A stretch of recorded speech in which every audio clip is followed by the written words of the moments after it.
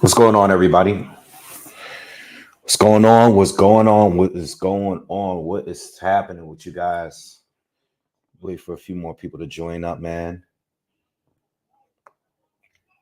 I'm a little late to the party, but we made it here, man. Join up. This is Canelo Jaime Munguia.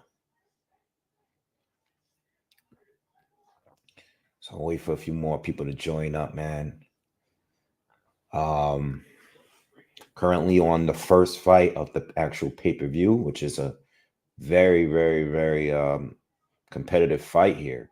As I was getting ready to get online, I was watching this fight thinking to myself that this is what happens when you're inactive, man.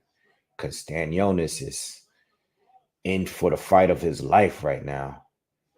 And, I didn't really look up his opponent. But, I mean, man, he is having a rough night. I mean, this is the toughest fight I've seen him be in his pro career. I mean, he's been hurt. And this fight is anybody's fight at this point. But yeah, man, shout out to everyone. All right, get in here, guys. Say something in the chat.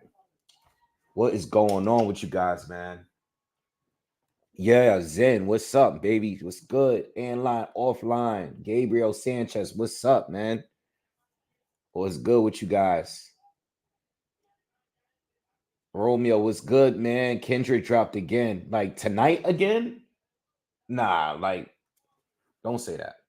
Like tonight, or are you talking about last night? Last night was crazy. Nah, he dropped again. Oh, come on. Stop, man. It's enough. This is like overkill at this point. Oh, man. Oh, man. Oh, come on, man. This is good. This is like overkill, bro. Again? Oh, I want to hear it now, man. I can't even hear it because I'm on live. I can't play it. Oh, come on, Kendrick. This is too much, man. Oh man, the body is dead, man. This is too much. We'll talk about it later, though. Oh man, all right. Listen, man. Oh my God, I'm so sorry, guys. I couldn't get the breakdown in this week, man. I've been working I haven't had a day off since last week, man. So I'm so sorry that I didn't give you guys a breakdown for this fight. This week sucked. Really, really, really sucked. And only was able to do one quick video on the Ryan Garcia situation. I'm really sorry, but we're gonna talk about it all night leading up to the main event. So you guys will know where my head is going into this fight. All right. What's up, Young Hollywood? What's good? John Jones, what's happening, man? Luther Rice, what's up? John Jones says, I feel like Munguia stays away from Canelo just as Bivol did. He can win on points, but if he stands in front of Canelo, he's asking for trouble. Yeah, we're gonna talk about that, man. Let's stay on this fight right now because I'm not quite sure who's winning this fight here. Gabriel Maestre is fighting Imantas Stanionis, and remember, Stanionis was supposed to be Virgil Ortiz's opponent last year, and with all the delays and all the mess that's been going on with the PBC and Showtime ending, he hasn't fought in 2 years. He did have an injury, all right. He took a hard left hook again, and I mean, this is a really brutal fight, y'all. Seriously, and Maestre, I wasn't familiar with him. I saw the lineup. I saw the card, when it was announced, and I wasn't really familiar with the opponents of the names on this card. Of course, you got Stanionis, you have Mario Barrios. You got good fighters, but you don't have any crazy fights. You know, the fight, the main event is the fight. Okay, and it's going to be a good fight. The main event is going to be good. Say what you want. You know, Canelo, me like many other people, wanted the Benavidez fight. You know what I mean? Um, but this is still going to be a good fight. You know, because Jaime Munguia has never been involved in a boring fight. You know, he does come in the fight and everything, but I wasn't familiar with my straight. You know, I've been listening to the commentary, and I do have it on the Zone. So I didn't go on Amazon because wait, so I didn't go on Amazon yet to watch in order to fight because I already have a account with the Zone. You know, I didn't want to go on Amazon and even be bothered with it. You know, I went straight to the Zone. Yeah, I felt like it was easier to just throw on there, just pay for the pay per view real quick. You know, and it's not like I'm listening to the commentary anywhere. You know, so I'm just gonna go with what I know, um, and that's the way I went with it. All right, but this is what happens, you know, when you have not fought in 2 years. You know, and no, and like I don't know, I really didn't do my homework on this gentleman. You know, I just didn't, and he may be good. I mean, clearly he's good. I was listening to the commentary and it was talking about his amateur and him being an Olympian and stuff like that. So he's experienced. He's older, but he's a very experienced amateur. Doesn't have many pro fights yet, but he's a very experienced amateur. I did get to look him up a little bit as I was watching the first few rounds here. And I haven't scored it. You know, like I said, I was watching the first 4 rounds. I had it 2-2, but it seemed like Maestre was doing more damage. And it seemed like, you know, at points, it seemed like Stanionis was outworking the older fighter here. But it seems like Maestre is I mean, if he was able to match Stanionis here as far as like youth and age, he might have been winning this fight, or he might have at least put Stanionis down by now. Because the rounds that I've given to Stanionis was because he was just simply outworking him. You know what I mean? But yeah, Arthur got hurt, you know, and not a shocker. Arthur Beterbiev is hurt, and the fight is going to be delayed, and we know the card is still going to continue on, which was smart by the you know, having that 5v5 card and having pretty much having a separate press conference because it's its own card. You know, I think the Beterbiev Bivol fight was just to top it off on an already amazing card. It's unfortunate the fight's not happening, but as upset as I was like expecting it. You know, I think I might even said something about it when the fight was announced, just because Beterbiev is always injured in between fights. You know, he's always going to have some sort of injury before the fight. Every fight pretty much is going to have a delay because of Beterbiev and his injuries. So it stinks. We're definitely excited about it. You know, I mean, we got really, really close to getting to the fight, and I thought it was going to go down.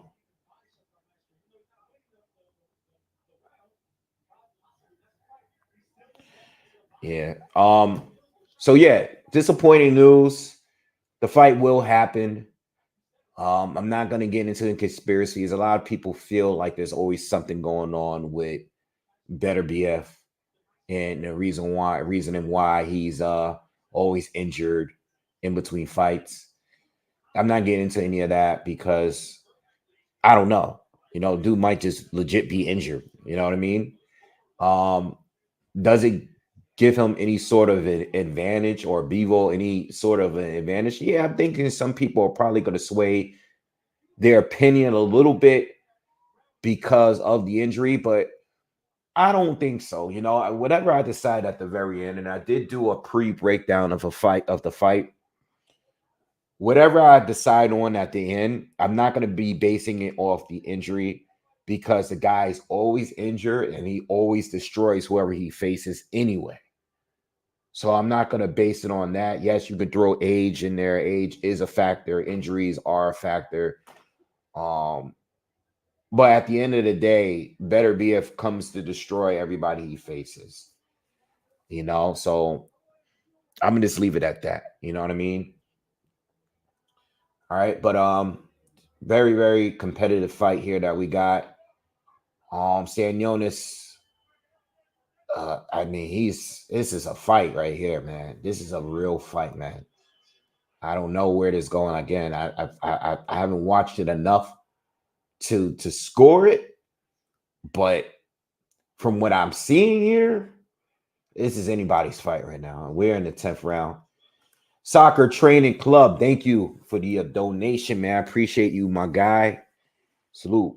Says salute, champ. It's fight night. Yes, it is. Yes, it is. Yes, it is, man. Shout out to my boy Pablo, man. Good friend of mine's birthday party is going down right now. We do this every year, man. It's one of my really, really good friends. I couldn't make it because I'm here, I couldn't make it, man. Salute to you. I know he's not watching this right now, but salute to my boy's boy Paulo for his birthday. And every year it's the same thing because his birthday is Cinco de Mayo weekend, and we already know who fights every Cinco de Mayo every year. Canelo Alvarez. So it's always very difficult to miss the celebration, but I gotta do what I gotta do, man. It is what it is.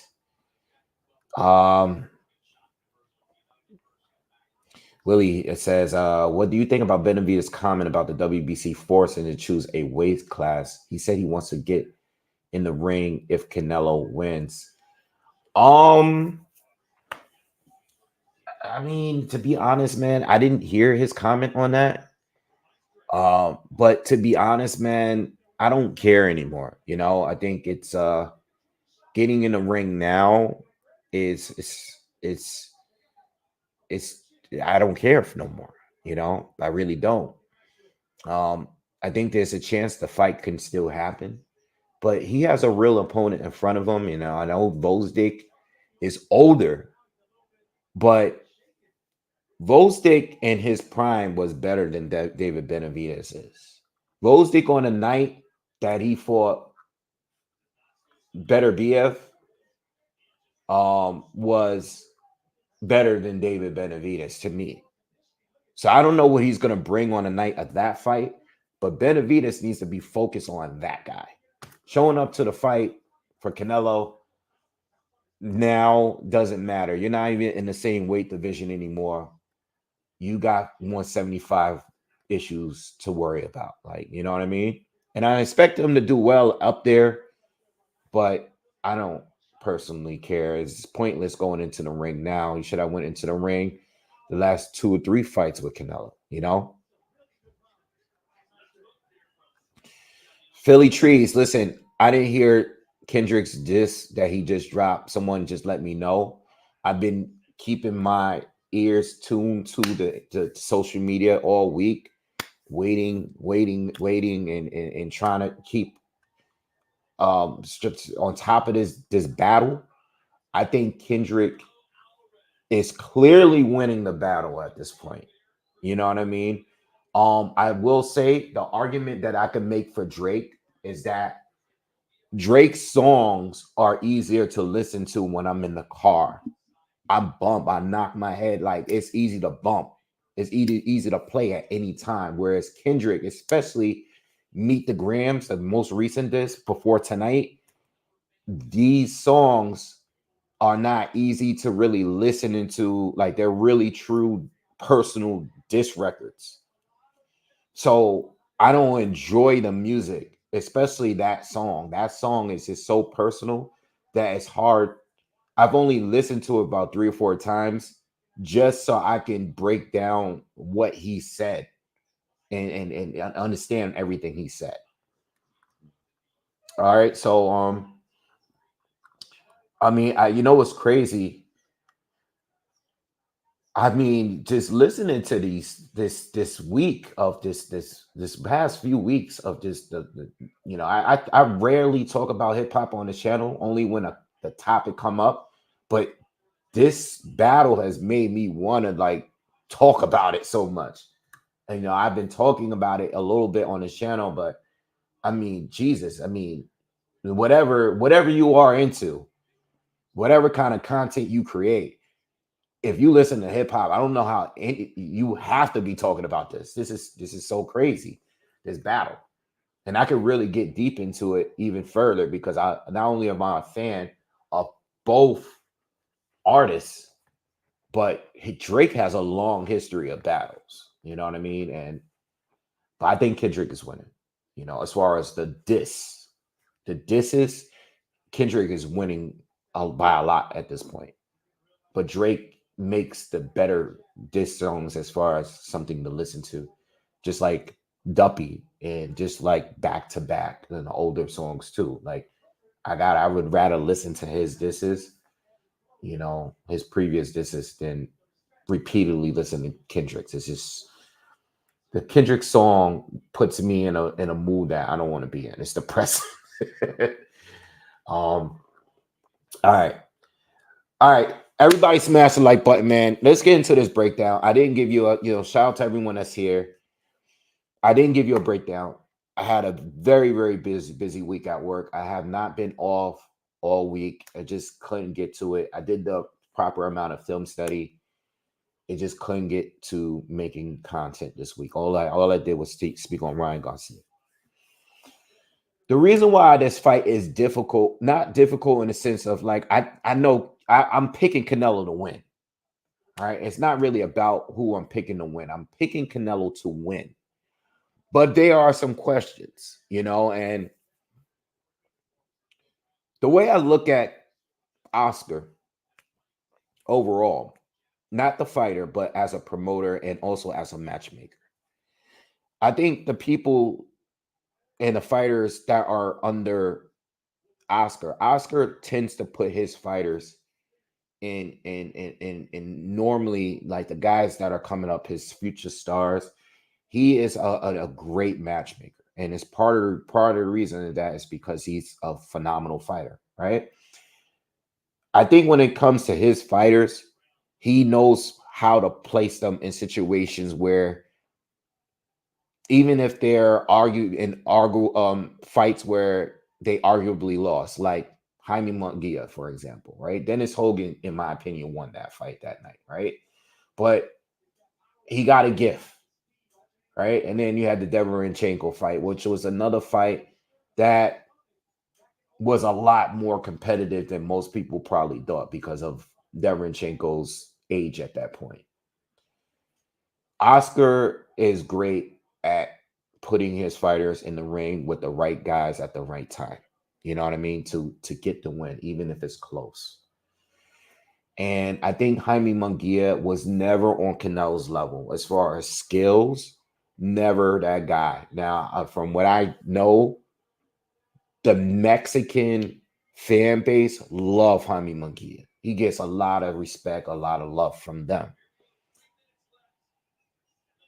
But if Munguia is ever going to be Canelo, I mean, if he's ever going to have a shot in winning against Canelo, it's now. Canelo is on a slight decline because he's got 18 years in pro experience, lots of wars. And he's been so successful, is the hunger still there? It kind of reminds me of Pacquiao when Pacquiao went on a long period without getting any knockdowns. We used to, when I started this channel, it was kind of in the time, maybe a year after he got knocked out by Marquez. And when he came back and fought Brandon Rios and fought Chris Algieri and knocked him down on like 6 times. One thing we used to question about Manny Pacquiao was whether or not he still had that killer instinct. You know what I mean? And Pacquiao had the ability, he beat Keith Thurman many years later after those years, right? But it was more about like, yes, he can knock these guys down. Yes, he's overpowering them and outworking them, still even an older version of himself. But He just seemed to not really lack that killer instinct, you know. And I think Canelo, I'm not saying he's there, but what I'm saying is going into this fight, he is fighting a Mexican fighter, a real, not an American Mexican, a real Mexican fighter that has a lot of respect for him. Jaime Munguia he said that Canelo is pretty much his idol. You know what I mean? And I'm removed Canelo's history with Oscar out of this. You know, Canelo and Oscar is a whole different thing. I saw, you know, the back and forth between Canelo and Oscar. Let's remove that out of the equation. Jaime Munguia is respected by the Mexican community and by Canelo Alvarez. Canelo is the guy that said he did not want to face any Mexican fighters. Now he doubled back. He came back around and said, listen, I'll fight anyone, but I don't want to fight Mexican fighters. He's fighting one, and he's fighting one that has been super respectful towards him all of this time. So when it comes to making a pick, when we're talking about inside of the ring, Jaime Munguia leaves himself open to get countered. Yes, his offense is his defense. We hear that a lot. Munguia is a perfect example of a fighter's offense being their defense. He swarms you so much that it's hard to really deal with him, because once he gets it going, you know, he's hard. This fight is over, by the way. I'm gonna give you guys the scorecard once they get come up with it.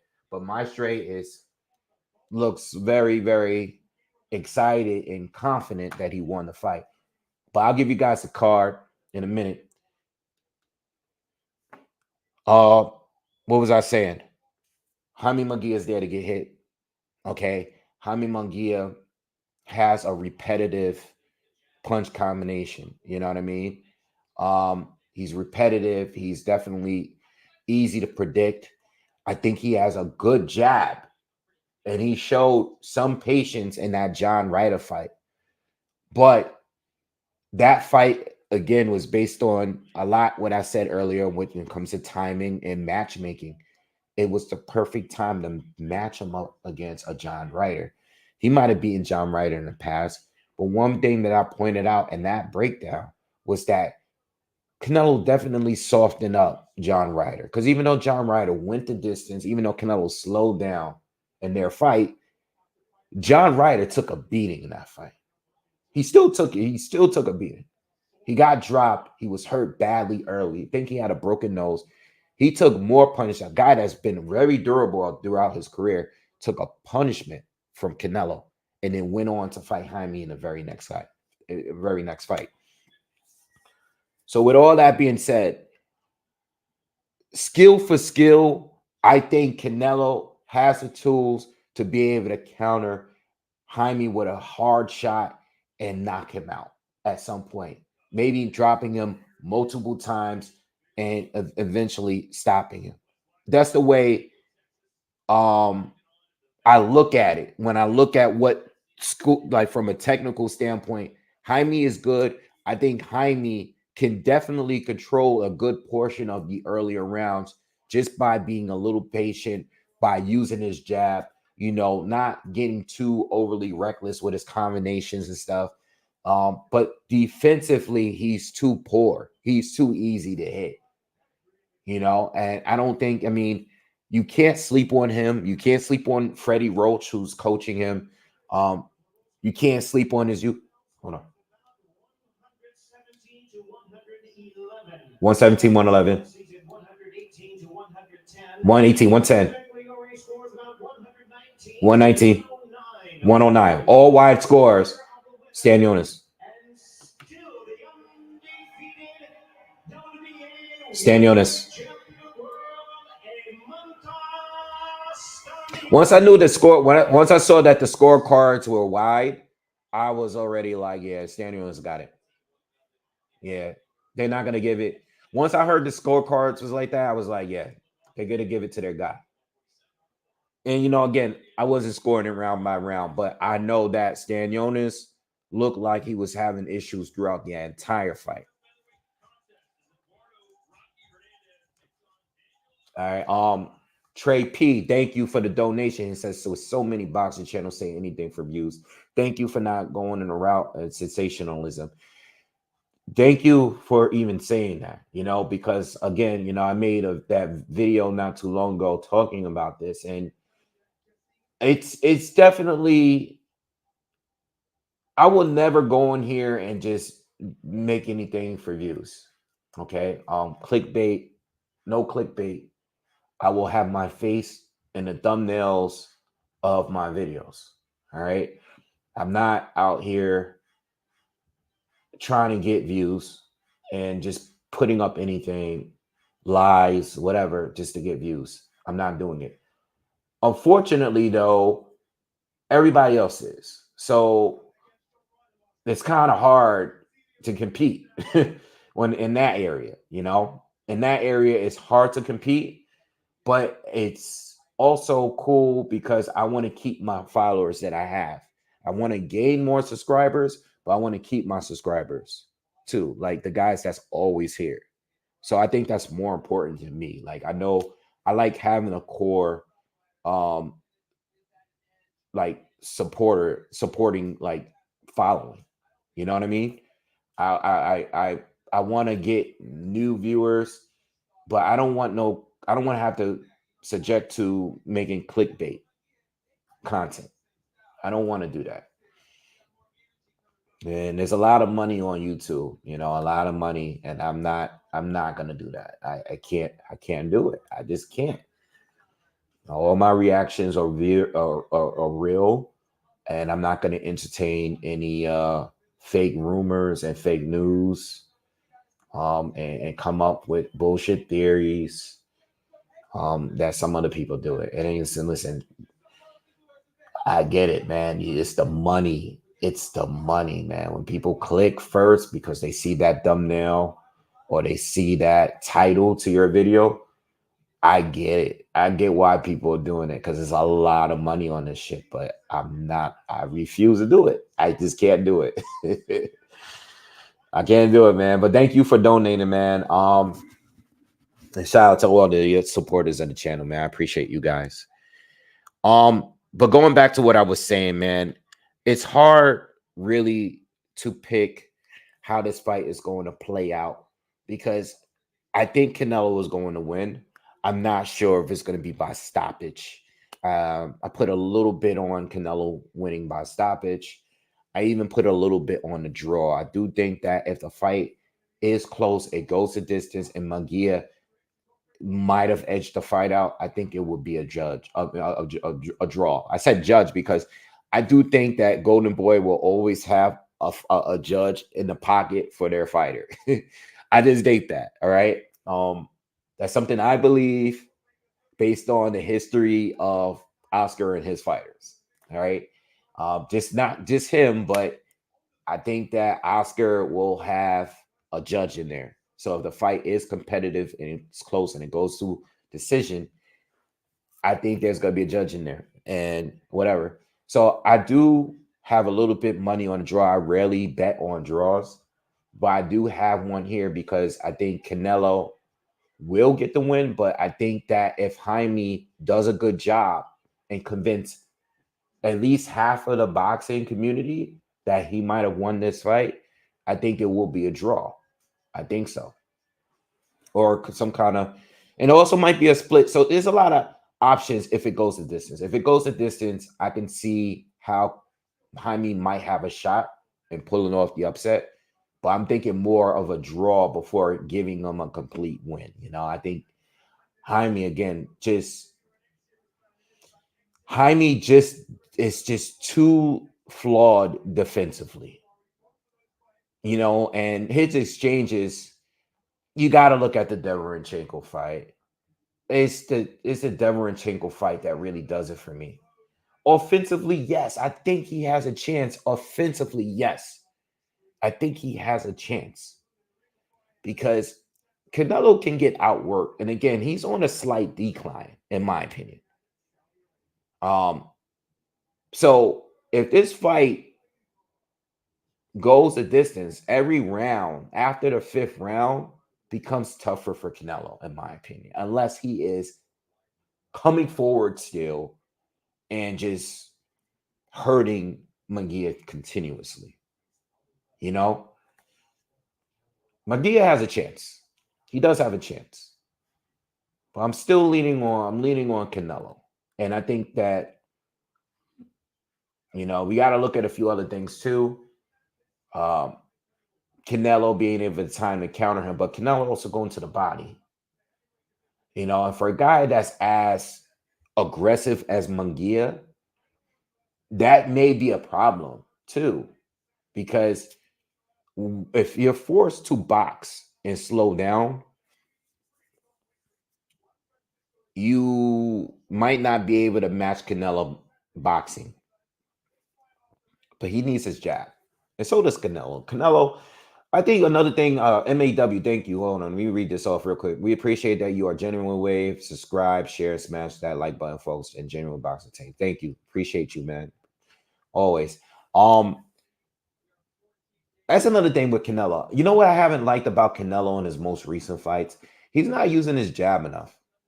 You know, um, my favorite performance of Canelo, even though it's a questionable win for him, is against Triple G in a rematch. Since that fight and since he's moved up from 160, I haven't seen Canelo use his jab and utilize his jab like the way he has in the past. You know what I mean? I think he's been relying and loading up on a lot of punches. And there was a period early in his career when he was becoming, at 154, where he was gassing out in the second half of fights. You had the Austin Trout fight, you had the Angulo fight, all those earlier fights from back in the day. Canelo used to gas, Floyd Mayweather, so there were fights that he used to gas. But then there was a period where, outside of the Triple G first fight, where he was, looking good, even in the second half of the fights. And, in some of those fights, I just thought he utilized his jab a little more. I think he fights in a way where he's just like trying to get it over with, and he's loading up on everything. And I think that's part of the reason why he's getting burned out in some of these fights. Not just age and not just, time in being in the sport 18 years in, but also because he's loading up on everything. I think he's forcing a knockout sometimes and not really working towards a knockout enough. With all his experience, I think he's going into these fights wanting to get it over with. And he had a great run at 168 to become undisputed. And I think he went right back to falling in love with his power. And that's why in certain fights, like the Triple G fight and the third fight, Triple G got an iron chin. So it is what it is. It's going to be hard to stop him. But that performance in Canelo was not like the performance in the Triple G rematch. I thought the Canelo in the Triple G rematch was so much better because his jab was on point and he was able to match Triple G with his jab in a good enough, like a long period of time in that fight. And I think that's Canelo's problem here. Like when the Bivol fight, he didn't even have a jab. He didn't even throw a jab in that fight. He's just loading up on everything, right? And Bivol is using the jab, for everything. So I think Canelo needs to find a way to utilize his jab here. I think Canelo needs to do his best in coming forward. We know he can fight on the back foot and wait to counter Jaime Munguia. That might be the game plan, because Canelo doesn't have to come forward. He can definitely fight on his back foot and look for good counter punching opportunities, because Munguia is definitely going to be looking to come in and go at him and throw his combinations. But at the same time, I think Canelo, if he's wise, he should press the younger fighter, force him to fight on the back foot, go to the body, you know, hook to the body. Um, and I just don't think Jaime is as effective fighting on his back foot. You know, press him, make him lose confidence, walk him down, and I think that's the approach that Canelo should take. You know, Munguia is going to definitely try to box. He's definitely going to try to use his jab and set up the right hand. And, I think it's good that he should do that. Definitely with the jab. You know, Canelo's going to have that high guard. You want to stay busy using that lead hand. He has a good jab. It worked for Kovalev for a good amount of time in that fight. It worked for Dimitri Bivol. It worked for Triple G. You know, just use a jab, but he has to be active. And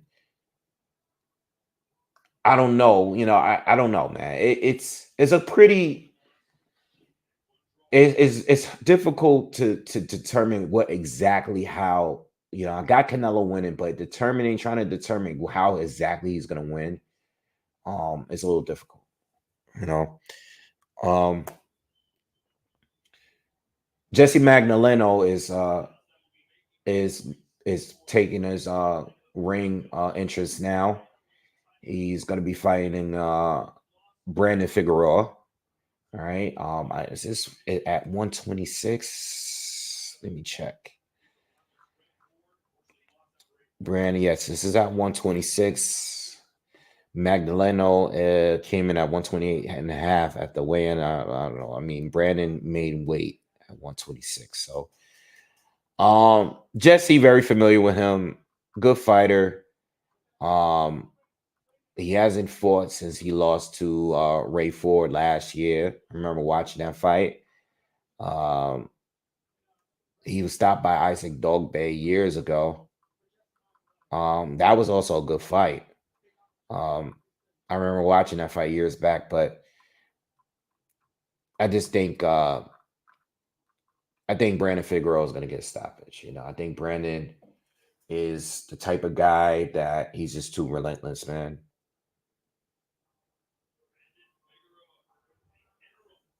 Um, Hold on one second.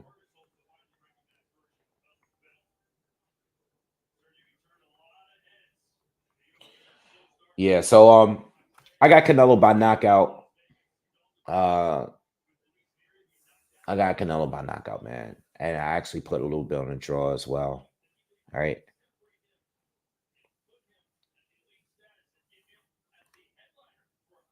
Yeah, Fig is gonna stop him. He's gonna swarm him.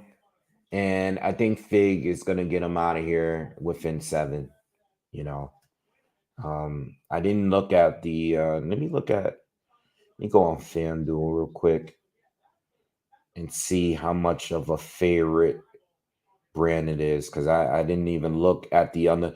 I think I didn't even look outside of the Canelo fight, to be honest. Let me see what it looks like on here.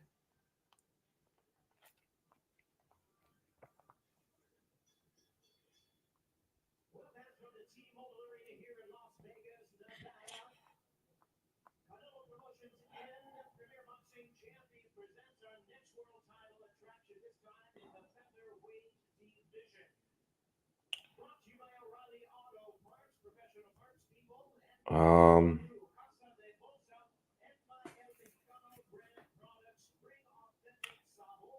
I don't know. My phone is acting out right now. All right, I'll check that later. I'll just skip over it for now. Phone's at least the app is acting up. Can't get on there.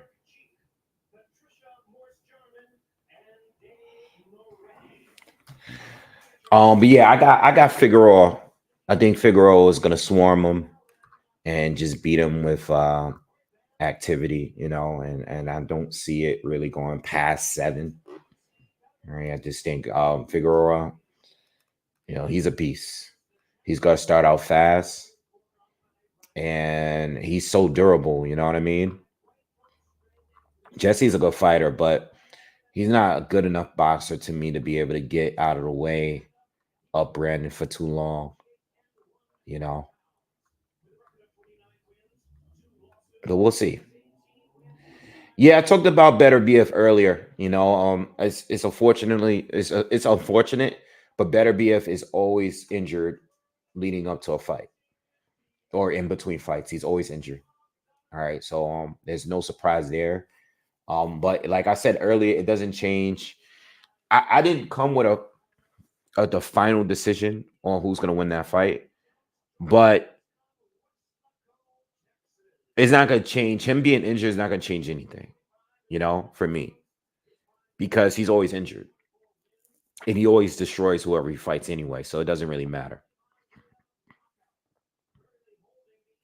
So that's the way I look at it. It's not going to really change anything. It stinks, but at the end of the day, that 5v5 card is really really good. It's a really good card, you know, and I love the fights. I'm still unsure about the fights on that card as far as like my picks. The only one that I've been thinking about heavy is obviously the Wilder Zhang fight. Um, I just don't know, because I think logically Zhang should be the favorite to win. They just fought the same opponent and Zhang did better, knocked down Parker twice. Zhang has just looked better in his more recent fights, whereas Wilder, I'm still unsure of where he's at as of who he is as a fighter right now. Because none of these fights post Tyson Fury trilogy has really shown me where he's at, at least positively. He's not looked good. And I know he knocked out Hellenius in one round, but I mean, Hellenius is his guy. Hellenius was just his sparring. It was in his full camp against Fury in the third fight. He's very familiar with Hellenius. So for him to knock him out in one round, he doesn't get much credit for it because you know exactly how that guy fights. You guys have recently fought and sparred a lot of rounds together. But that fight against Parker in Wilder, I don't even know if his punch resistance is good. I don't know anything. I don't know if his confidence is there. I just don't know. I don't know if he's just fighting for a check. He didn't fight like he had a killer instinct, and he's talking about why he didn't have it. But I don't know. I know what Zhang is bringing to the table every single time. So we'll talk more about that fight. All right, AB, thank you. I appreciate you saying that. All right, but win round one here, and Figueroa, is kind of taking it easy here. Magdaleno has been the active, busier fighter so far in this round. They're both in the center of the ring. Figueroa just landed a left hand. I think it's the first shot he probably landed here. But Brandon is a guy to switch. Him and his brother got the same style. High volume punchers, awkward angles, switchers, and more of just he does his best work on the inside, kind of likes to smother you, but he has not started that way. And he's this first round here, not much activity from both. Magdaleno has been landing some good jabs to the body, but Figueroa is just looks like a filling out round for him so far in his first round. But so far, this fight has been in the center of the ring. No aggression from Figueroa so far. We have 40 seconds left in the first. Right. Magdaleno stepped in and landed a good shot there. But there's a head clash, and Magdaleno is already bleeding from a head clash. Again, this is because of the switching with Figueroa. He has a cut. He has a cut already on his left eye, right on the outside. Not the worst cut. It's not super wide, but that's not the way you start a fight. I mean, you're already the underdog and you're already cut now. Now you got to deal with Brandon and his aggression and his volume. But now you're bleeding with a pretty sizable cut on the left eye here. That sucks.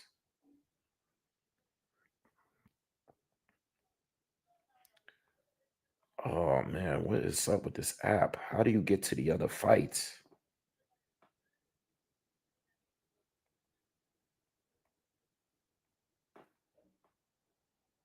Like I just want to go to boxing and just stay on boxing.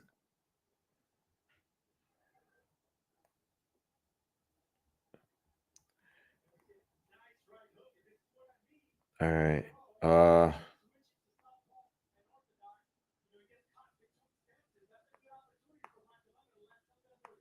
I wanted to jump on this, but I'm probably not gonna have time. Yeah, I can't find this fight.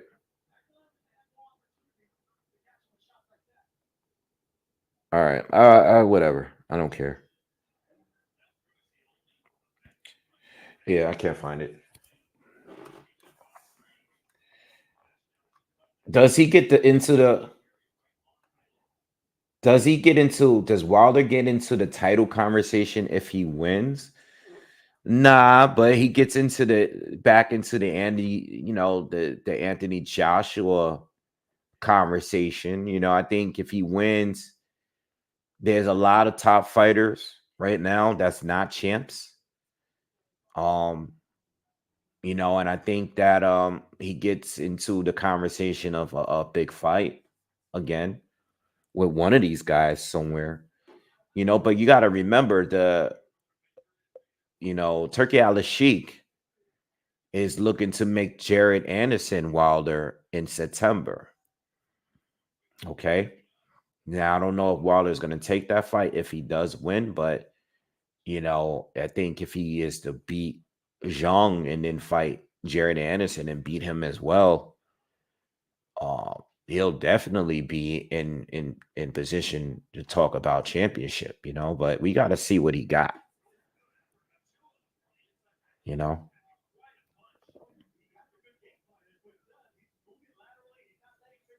But this is pretty good fight. It's just the way that they're fighting right now. I can see more head clashes on the way,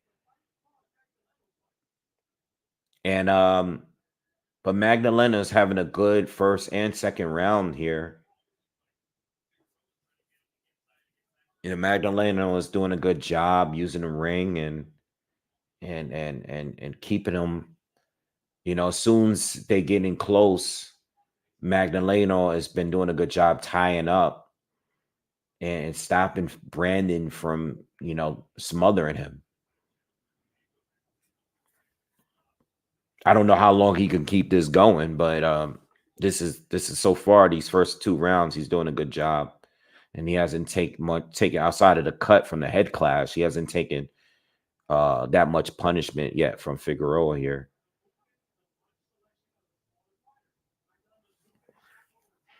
But Figueroa is a type of fighter that's gonna just keep doing what he's doing until it begins to work.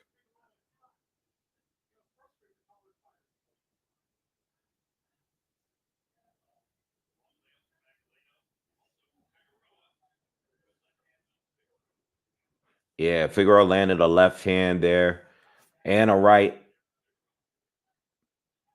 He's starting to get off now at the end of this, closing out this second round. Figueroa is starting to land a few good shots. All right, in the second.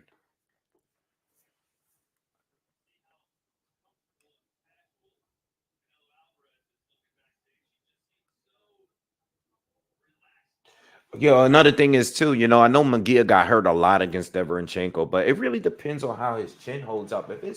If his chin holds up pretty well in this fight, and Canelo lands some of his best shots, and Munguia is still in there, even if he gets hurt. But I mean, to say his chin holds up for this fight, it that it could mean something. it can definitely mean something, especially in the second half where Canelo is more likely to gas. So there's lanes, there's a way for Munguia to pull it off. I'm expecting Canelo to win. That's my pick. But Munguia got a chance. He does have a chance, especially against Canelo today.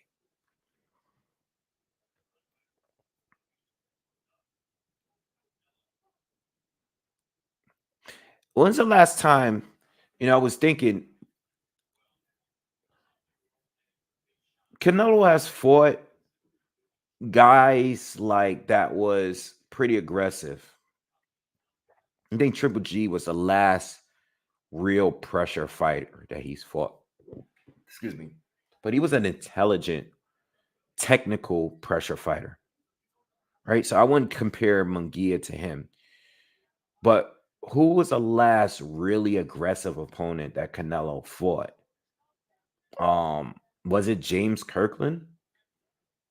And I know Munguia is not as reckless as him, but outside of Triple G, who again was a lot more technical than a Munguia, who was a really last aggressive pressure fighter that Canelo had fought? Canelo fought like a bunch of good boxers, really, that he pressed.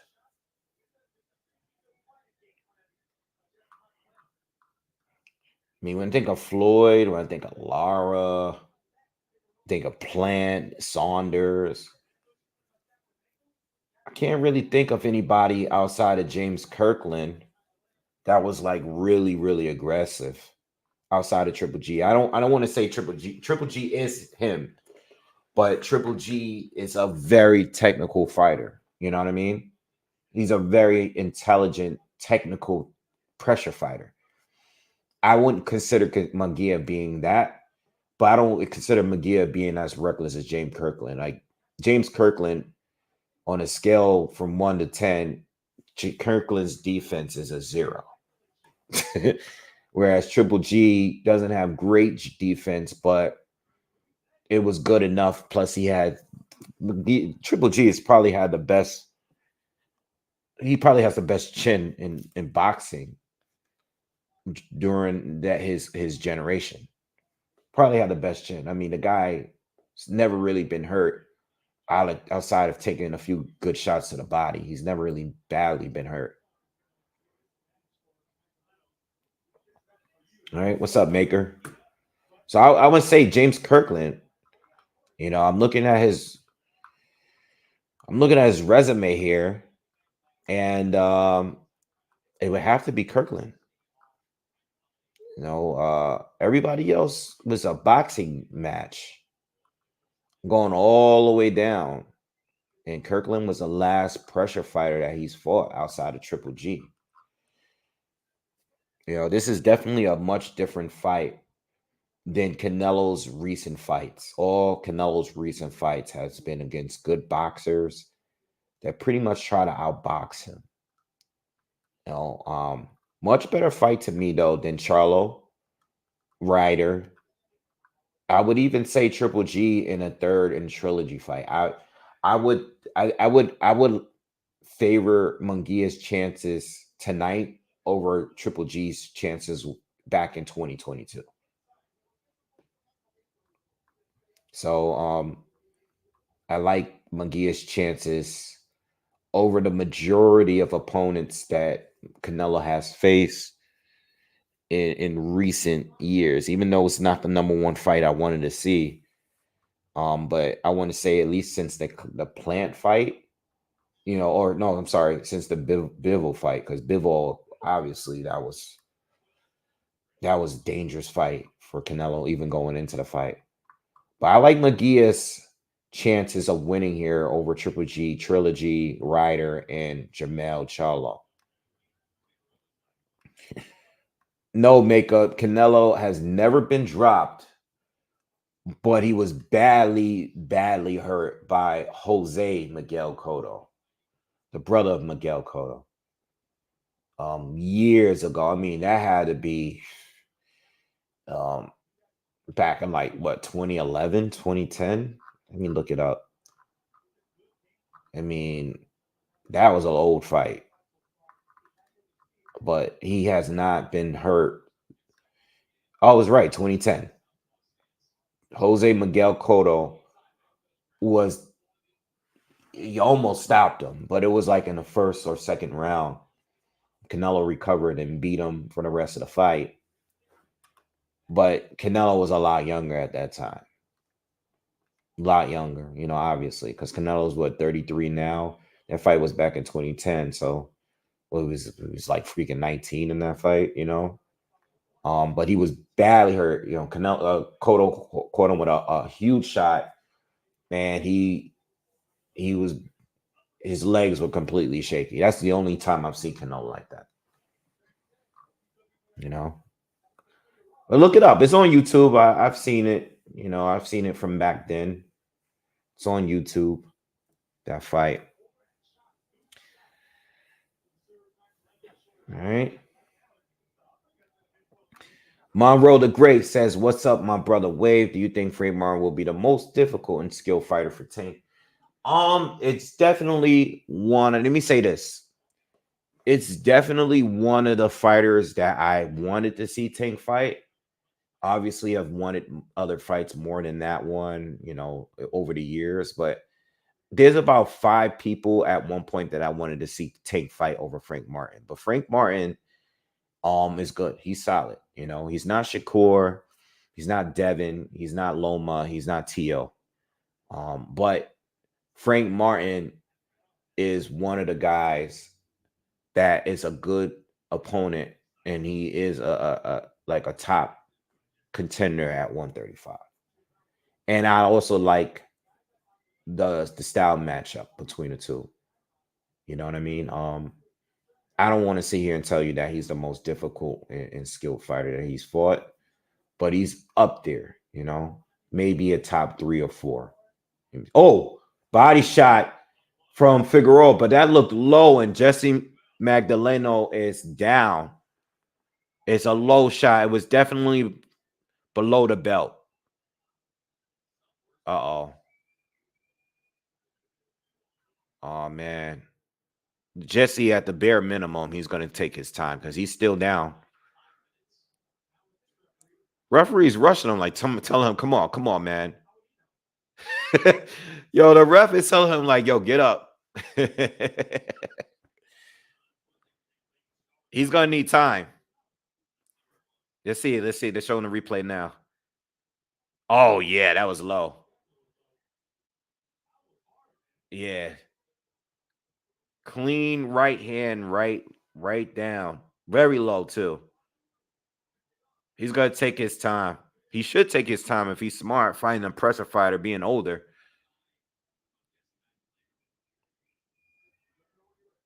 Yeah. All right. The ref is telling him now, let me know when you're ready. It was only 7 seconds left in the 4th round here.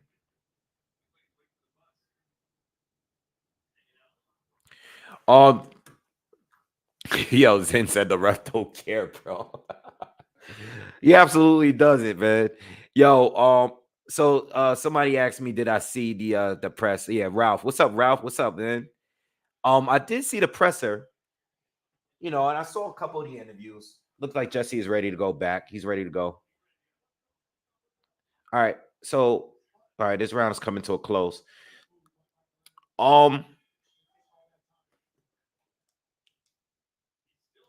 I saw the presser, and you know what? To be honest, it felt like Tank was just saying everything he tweets every day. That's all I got out of it. You know what I mean? Like Tank was up there, a lot of energy, a lot of trash talking, getting in Frank's face. So he definitely made it entertaining. He was up there with AB, Adrian Brunner, was out there with him. Leonard Ellaby. Frank is not much of a talker, man. He's never been. He's not a social media cat. He was real chill, calm, cool, collected as normal. I mean, Tank was doing all the talking, and I mean, I saw the conference. It was cool. Nothing to really take away from it, nothing that we didn't know before. You know, I think Tank has been very, very active on Twitter recently. You know, and I said this on Twitter last night. If you follow me on there. I basically said like Tank is being a little weird. Like, I understand promoting your fight. You got a pay-per-view coming up, and the opponent that you just beat, you know, last summer, he is coming off of a successful performance against Devin Haney. I don't know what the true pay-per-view numbers are, but supposedly they're pretty good. I don't know. We just gotta wait and see. But at the end of the day, even with all the controversy with Ryan, um, Tank, you know, is under a little pressure, I guess, to sell a pay-per-view because now you're not fighting Ryan Garcia. You're fighting someone that is not really that known and is not really into doing a bunch of unnecessary talking to try to sell and promote a fight. Frank is not that. He's a very chill, relaxed kind of dude. So Tank has been all on social media. I mean, every day, day in and day out, talking about Devin Haney. Good big left hand lands for Figueroa. Tank has been on social media defending Ryan and dissing Devin Haney every single day since the PD situation when Ryan came out. Every single day he's been on Twitter. You know, so I mean, he's definitely promoting himself and promoting his next fight. I don't even think people is gonna really matter like that. I don't think his numbers is gonna do well with Frank, and I really don't care. You know, I don't care about any of that stuff. But as far as the matchup, I like the matchup, but I just think Tank is being weird.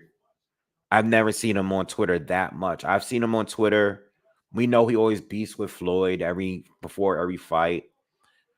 We know that he does go to Twitter and call out certain fighters when he has a fight coming up. But I mean, he's been on Twitter every day, like first thing in the morning, talking about Devin Haney, posting videos, old interviews. Like, yo, you might as well just fight him, bro. You might as well fight him. You know, but I like the fight with Frank. What I like about Frank is that from a technical standpoint, I think I'm not Haney. Tank is still better. Uh, but I think Frank is a guy that stays in the gym, very disciplined. Um, no gimmicks, man. Just straight explosive. It's very explosive. He's shown us like in his last fight that he can come back and pull out a win in a tough fight that he's losing. You know, he's fought and beaten prime guys, up and coming guys, and he's improved throughout the years. I think he's textbook, so that might be a problem for him going into a fight with Frank. I mean, I'm going to fight with Tank, but he's very textbook. But he's explosive. He's powerful. He's very athletic. Um, very fast. I think, and he's very disciplined. You know, and you gotta. That's a guy I like. You know, I'm always when Tank fights, I'm always rooting for him.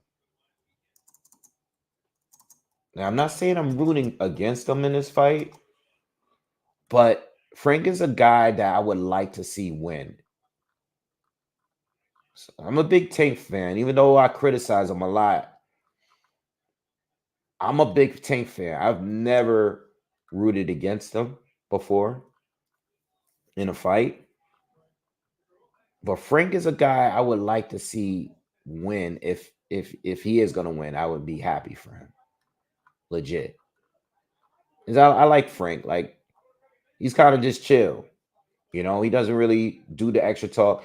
And to be honest, with all the talking that Keyshawn Davis was doing, um, I like how Frank approached him when he saw him in person. You know, I like the way he handled it. I mean, he's older. He's an older dude, even though he hasn't been boxing that long. He's not like he's like Tank's age. Started later, you know, and he hasn't been fighting at the top for that long. So a lot of people like to put him in the same position as a lot of the prospects, but he's older. But I gained a lot more respect when how he handled that Keyshawn Davis situation when he saw him in person. Like I like that. He kind of reminds me like that's like his personality kind of reminds me like I'm very chill like that. So I like the way he doesn't do any extra talking. Very relaxed, you know. But this fight is starting. Figueroa started a little slow here in this fight, but he's starting to overwhelm Jesse now. We're in the 6th round. We have a minute to go, and it's getting to the point now where you know Jesse only has enough room and time to watch that. Figueroa just threw low again. Jesse only has time to really just throw one shot here and there, but he's on the defensive end. His back is against the ropes now every minute of the round, and he's getting smothered and outworked. The thing is with Figueroa, the reason why he's able to throw so many punches is because he doesn't really load up. You know, he's just kind of like swarming you, you know, and he'll throw some hard shots in between. Oh, good left hook lands for Jesse there. But Figueroa is all over him, and he's going to his body a lot. Jesse's not, what did I say? That it doesn't go past 7, or we're going into the 7th. It doesn't necessarily say like Jesse is getting outworked. I don't think he's getting hurt big by the punches. It's just that he's getting outworked. Trey says Martin has the speed and movement, head and foot to be serious problem from Martin has pop. I like this fight more than my boy from Newark. Okay. Cool, cool. Maker say he was acting weird at the press conference too. Yeah. I mean, Tank gonna do whatever he gotta do. All right. We got some time, got a lot of time before the main event. We got 2 more fights. We got a fight after this one and then the main event.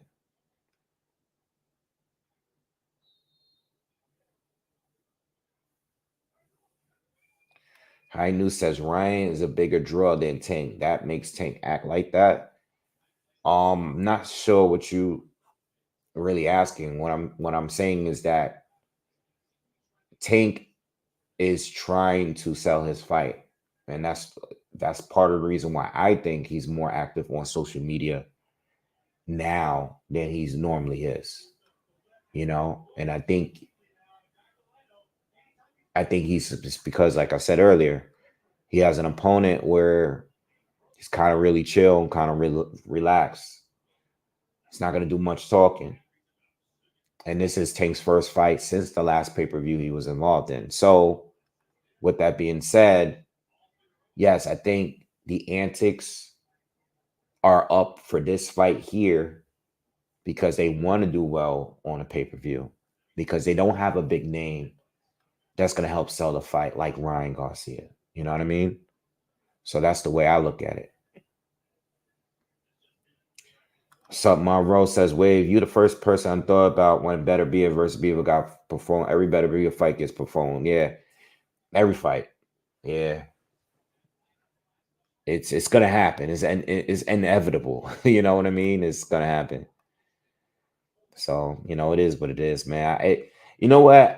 It's my it's my number one desired fight right now. But at the same time, we getting so many fights right now that it's like, all right, it is what it is. We're still getting the card. Oh, that's another thing I wanted to talk about. Bivol wants a replacement opponent. He still wants to fight, which is smart. He still wants to fight. I don't know who's willing to step up and fight him, but a lot of those guys that's down at 175 should be jumping for the opportunity to fight Bivol in replacement of Better BF. I mean, any of those guys, all of those guys that's down there, they should be jumping on the opportunity to do it. Whoever who hasn't fought him, I mean, something that's realistic. Bivol needs an opponent. I think Bivol's doing the right thing by staying active. It gives him even more an advantage going into the fight because he already has the youth. He's not coming off of an injury. He did fight in December, but it was against someone that didn't really have much offense against him in Lyndon Arthur.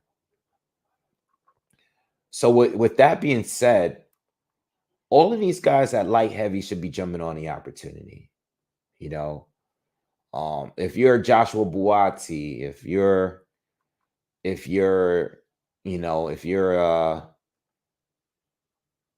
know Buatsi was trying to work on a yard fight, but Yard, Buatsi, any of those guys, they should be jumping on the opportunity to fight Bivol, who's available and wants a fight before his Better BF fight.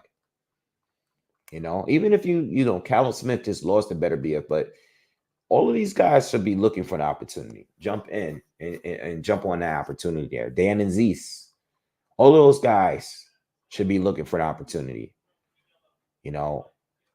I would make the call. Dave Morrell's just moved up. I don't think it's gonna happen because he's already signed for this August card, but against a good opponent. But yeah, I don't think that's gonna be a tune-up though. I don't know. I don't think that's gonna happen. But all of these guys should jump for the opportunity, including him. But he already has a fight done, so I don't know if that can work.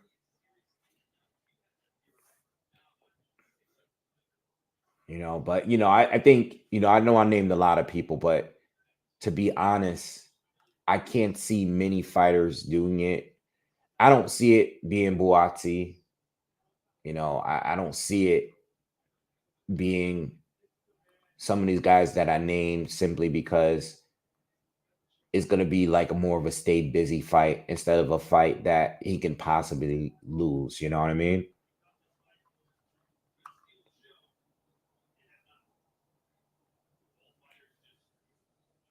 So we're in the 8th round now. So I thought this fight would have been over by now.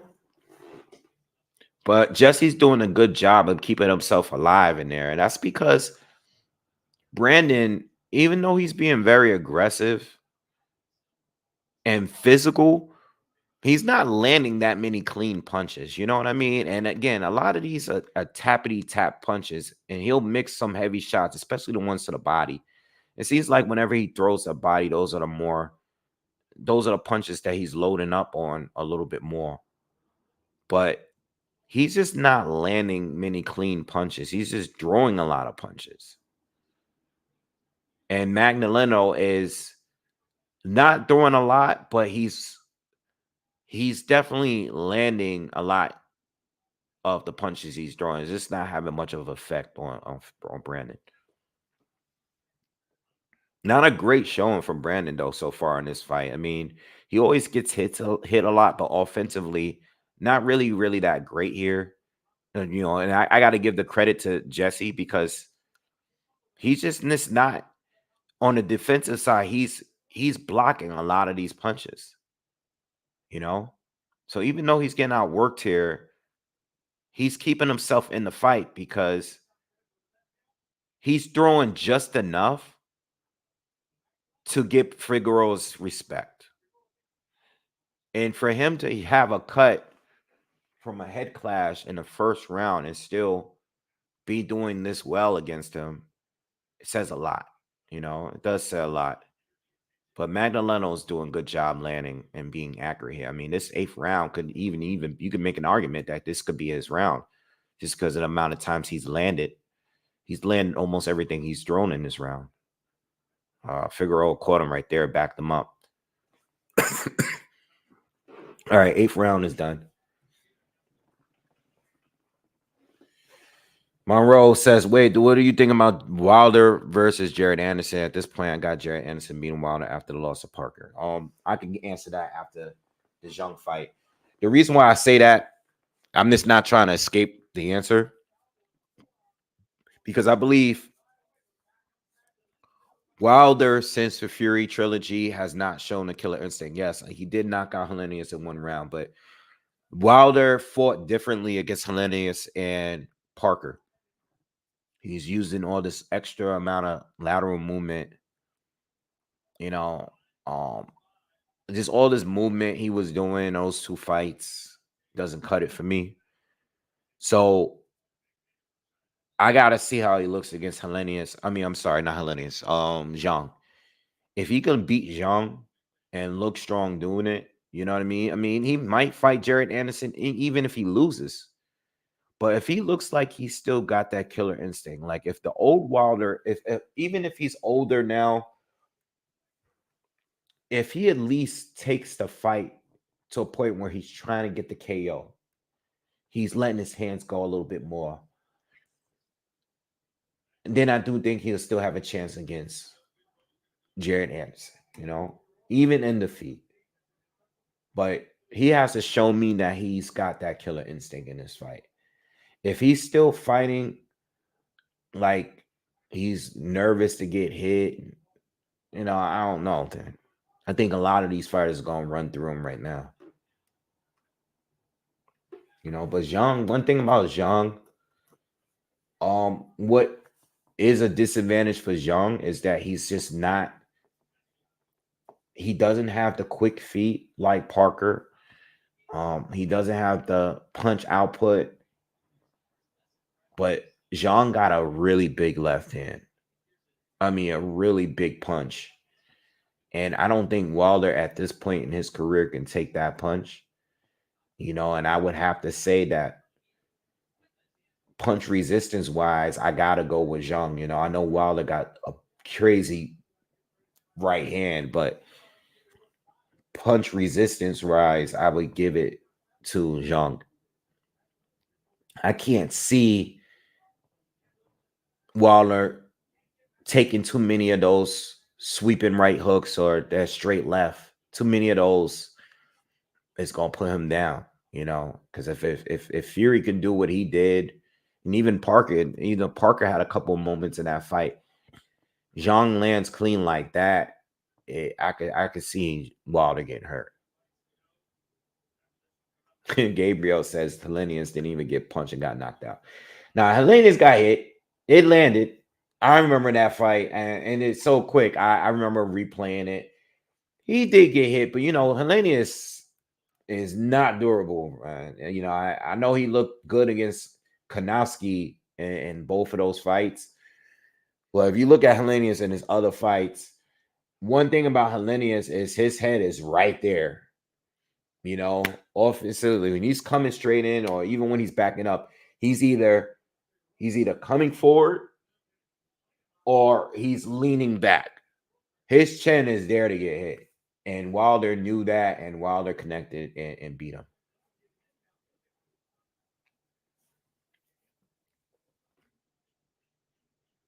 This fight is a whole lot more, it's a lot more competitive than I expected it to be. Yeah. Oh, body. Oh, wow. Yo, I must be cursing these fights, bro, because every time I say something, and Magdaleno is down and he's out. Figueroa landed a body shot, a left hand to the body on the bell. On the bell. It was the very last punch he threw and landed, and Magdaleno is down and he's out. This time is not low. I mean, from the angle I saw that, he wasn't low. But I was just saying how this fight was more competitive than I thought it would be. And yo, how many times have we been here? You guys were here with me, and I said something, and the complete opposite happens right after I say it. Oh man, I think that happens all the time, man. This fight was actually pretty competitive until liver shot. Let me see. They're showing a slow mo. Let me see. Oh, yeah, right to the ribs there. Left hook to the ribs. Definitely wasn't low that time. Jesse went down and it was over, bro.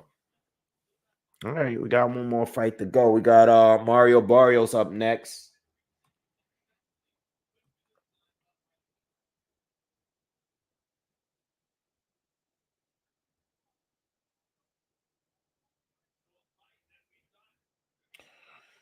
Well, Benavides and Morrell,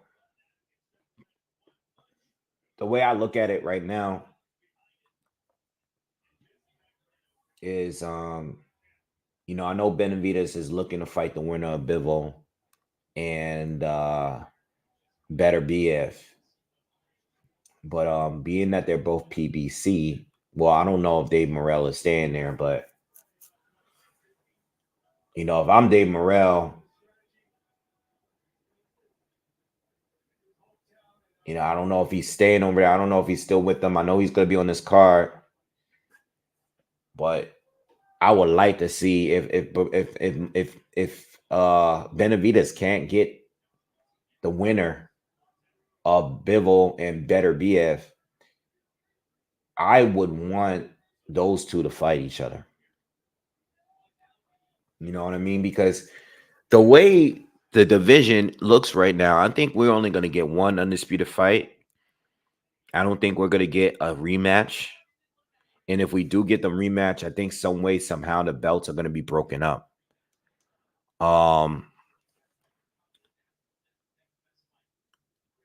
There's a lot of fighters at 175. There's a lot of guys. You still got guys like Buati, who should be pretty close to getting a title shot.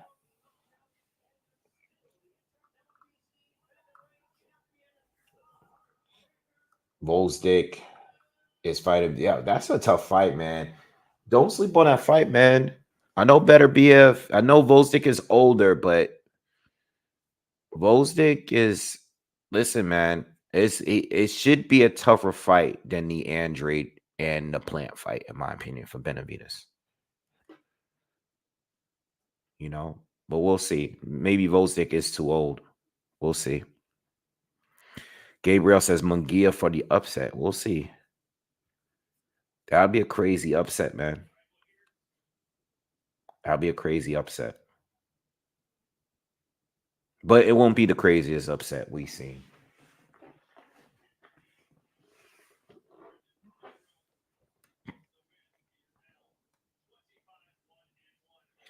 Benavides doesn't. You know what? Not for nothing. I don't think Benavides beats Bivol or better BF. I honestly don't. What's up, Rotors? Monroe says, waved on a Porter podcast. Porter was asked who's the three fighters he think will retire undefeated. He said Bud, Benavides, and Tank. Who is your three picks? Bud, Benavides, and Tank. It's interesting.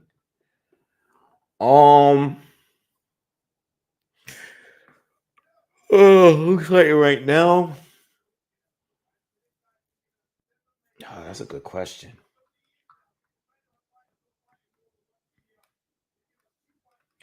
Well, first of all, I think the winner of Benavides. So let me say this: I believe that the winner of Better BF and Bivol retires undefeated. So I'm gonna start out with that. All right, because I think Better BF is, if he is to beat Bivol, I don't think he loses to anyone that's actively at 175. And I don't think he's going to stick around for too long. Maybe he sticks around for too long and gets beaten by a younger fighter, but I think the winner of that fight, even if it's Bivol, if it's Bivol, I already think skill wise he's better than all of the guys up there. So I don't think he loses to any of the other options that's up there right now. Just my opinion.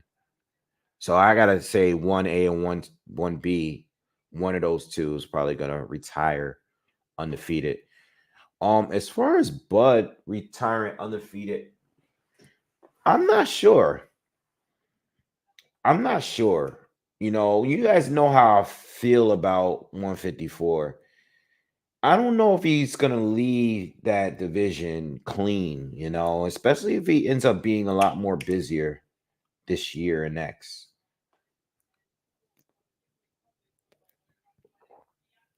Listen, the Errol Spence win was huge. It was huge. But for me, I thought the prediction was pretty easy.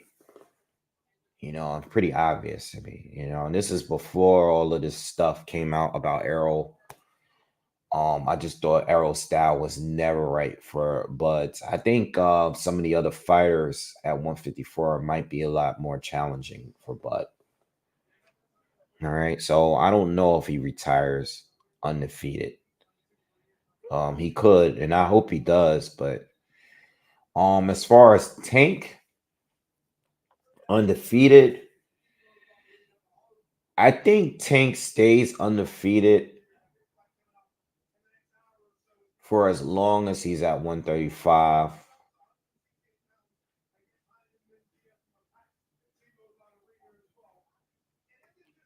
I don't know. I don't know, man. That's something I gotta really think about, man.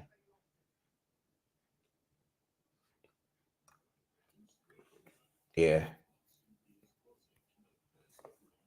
I think Usyk has a good shot at retiring undefeated if he wins this fight against Fury. I think Usyk might be a guy.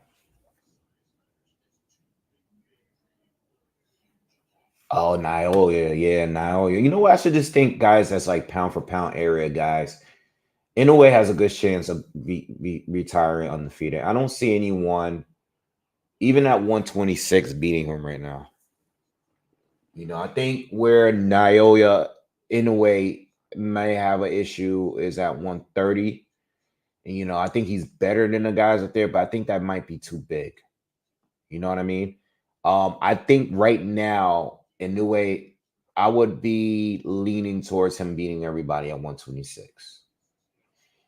I'm more confident about Inoue beating guys at 126 than I am about Bud beating everyone at 154. Let me put it in that way. I think 126 run would be easier for Inoue than Bud's 154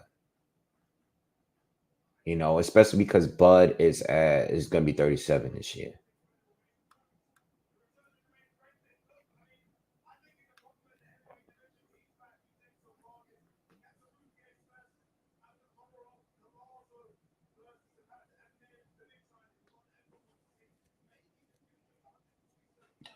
Yeah, I hear you, Trey, but I honestly think that this is style, because Errol was still able to beat Danny the way that he did. He was able to beat Ugas the way that he did. Um, Good wins. It's just that he beat these guys. For me, it was before that, and I'm gonna tell you why. And I've said this before. Errol, to me, was beatable in the Sean Porter fight. That fight was a nail biter. I remember watching the fight. I was here live. I was at my dad's. We was all watching it at his house. And I remember that night watching that fight and thinking to myself, Porter might have edged it if it wasn't for the knockdown. You know what I mean? It was, yeah. I knew from that night that Porter and Spence was at the same level. And I knew from before the fight too, because you guys got to remember, I know people like to forget how people think about fights beforehand, but a lot of people were counting Sean Porter out and thought that Sean Porter was going to get stopped by Spence. And I was definitely remember from what all the content creators that was making content on this, I was one of the very few that thought that there was no chance that Errol would knock him out. I thought at that point Errol was being overrated. And this is before the car accident. Errol to me was beating guys that I thought he would stop. But when he fought Porter, I knew I edged him to win. I picked him to win, but I picked him to win a close decision. I knew he wasn't going to just walk through Sean, and he didn't. And he almost lost the fight. I think it was a split decision, right? Even with the knockdown, it was still a split decision.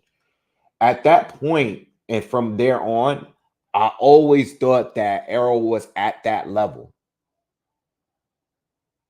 So even though he beat Danny, even though he beat Ugas, and I know he stopped Kell Brook at one point, I knew that he was at that level. And I knew Bud was a step above Sean Porter. And I know Sean Porter has a history of making fighters that box better than him look bad. But Errol, Sean, Brook, Keith Thurman, to me, all of those guys, whichever ones you want to match up and think they're at the same level. Whereas thought Bud was at the super elite of the sport. There are certain fighters that I think that over the years, I think that there's a level above. We call it pound for pound, but I think guys like Bud, I think Crawford, Inoue, Usyk, Ward when he was fighting, Prime, Kovalev, maybe, Triple G, Prime, Canelo. I think they're like a super elite class of fighters. And I think Errol proved to me that night that a lot of his wins is based on him just being overly powerful and high volume type of dude. You know what I mean? So for me, it started with the Sean Porter fight. I think if Errol put himself and performed above in a different league, like if he beat Sean better than anyone and made it really, really clear, I would have said, okay, Errol is better than what I even thought he was. Whereas when I seen Kell Brook fight Sean Porter and just be able to neutralize him the way that he did, and I know Sean has probably improved since that fight, but still, the way Kell Brook did it, it was just like he was able to control him and outbox him at times with ease. And I know that ended up being a split decision, but I thought it was pretty clear for Brook. Yeah, high tech. I agree with you. 126 Loma was super elite. 126, 130 Loma was super elite. 135 is a older and smaller Loma. So he can't just walk. He couldn't just walk through it. Not only that, but I also think, and it comes with everybody. I think it comes with all the elite fighters too. You fight enough, and people know your patterns. People see you and watch you enough and win a certain way. They've kind of figured out how to beat you. You get what I'm saying? Like Loma had fights where, okay, even though Salido fight was very, very early in his pro career, even though Salido cheated and drew a lot of low blows, I think that was part of the reason why Loma struggled over the years, in recent years. You got to keep him from outside of your space. You got to hit him with, you got to hit him with body shots on his way in. And I think some of the fighters, I think Devin Haney's success was the body work that he did. Even if you think he lost a fight, the body work is what made that fight competitive. And I think when you watch fighters do it, yeah, certain fights like Luke Campbell against Loma, for example, Luke Campbell didn't really do that well against Loma, but there are certain fighters that did well against Loma. Like you got to really keep him out of your space. So I think with age, size, moving up in weight, yeah, the fights get tougher. but also people will watch you and know and study you and know exactly what they need to do. Like, what are the flaws in each fight? When you have so many fights, you fight so many different opponents. You know, the coaches, the fighters have a way of prepping you and seeing what worked against you in certain fights because you're having so many of them. Think at the time when Loma fought Gary Russell, Nicholas Walters, and all those guys from 126 and 130. At that time, I don't think there was any kind of blueprint really on how to beat Loma, you know, outside of Salido just going low, you know. Yeah, you gotta hold Loma. You gotta make sure you stop his rhythm. You can't let him have his way in overwhelming you. You know, I think that is the real issue with Loma. Um, he's a rhythm guy. He's a guy that smothers you with angles, but he needs to be close. And I think that's, you know, you got length and a good jab. Um, you come forward. You know, Loma's not a guy that stays on the back foot. So if you got those few things down packed, you can at least, even like a Jermaine Ortiz fight. He didn't win the fight, but I think Jermaine Ortiz got it closer than what the judge had it. You can at least nullify him a little bit. You know what I mean? And make it debatable. At least. That blueprint wasn't always available for everybody else. It wasn't always available. It wasn't.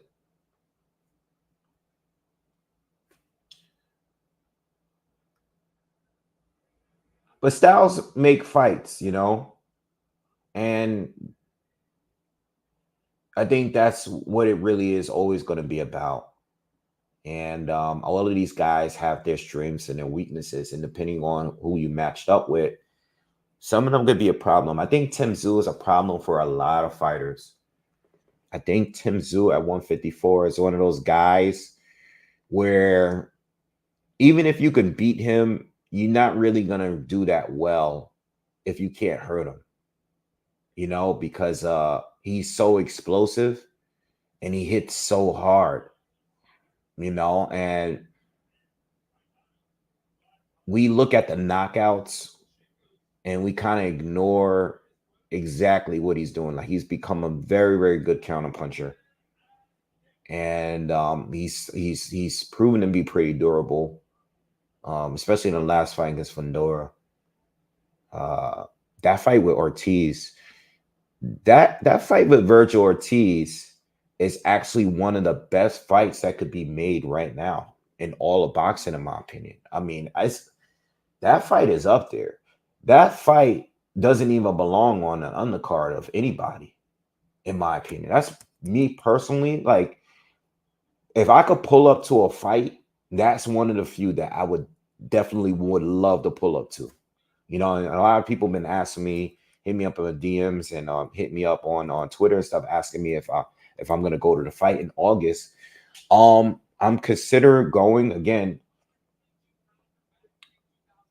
I don't like traveling too much for fights like that because I'll do them maybe once a year. I might go. Like, I already went to London earlier this year to see a classic. I got lucky with that one.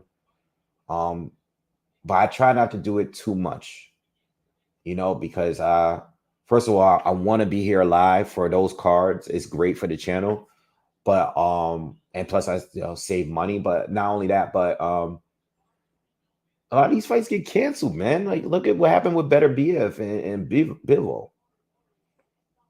You know what I mean? Like, the card is great, it's still great, but yo, that is annoying, man. Like, you know, and me, I like to book.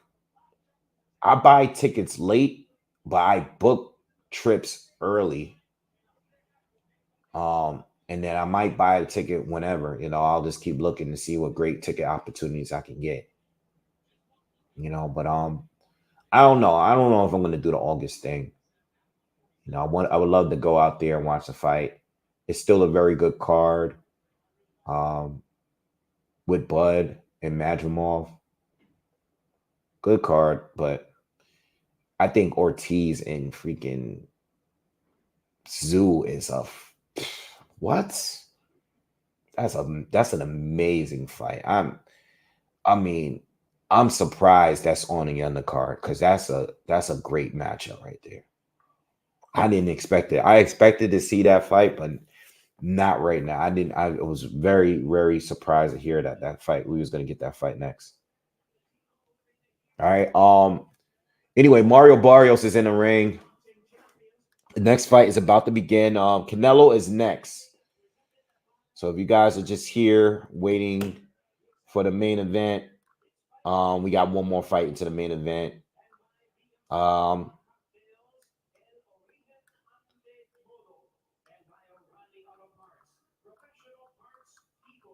I'm not. I'm trying to see if I'm familiar with Maidana, who is the opponent for like none of his fights stand out to me. I feel like I've seen him fight before, but I'm not familiar with him like that.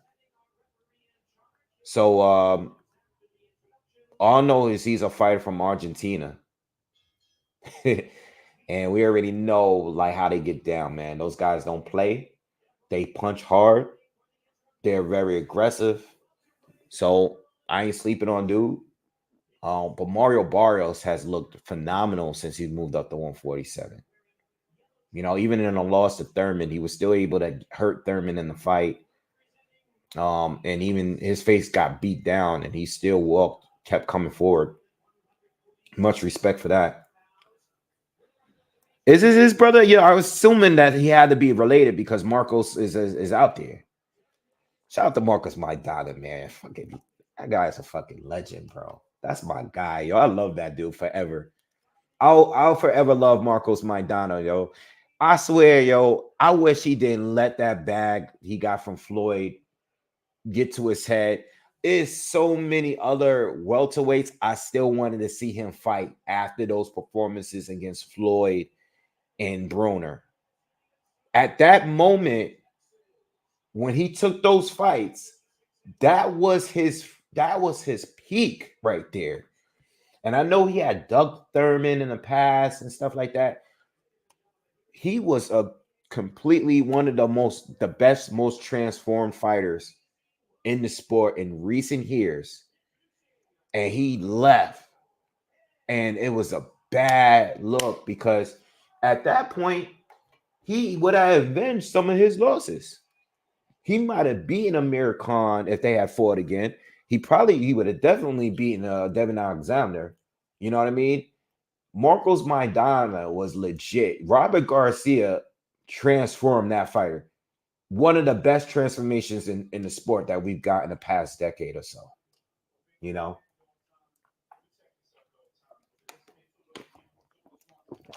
imagine seeing Maidana fight Bradley or Thurman or Porter. You know what I mean? Or any of these guys that's top guys. Or on the tail end. He would have picked up some wins for sure. Because I'll tell you one thing, Pacquiao, yeah, Pacquiao was another one. Danny Garcia would have been another good fight. So Maidana, I know Maidana got a couple losses, decision losses, 22 wins, 16 knockouts again.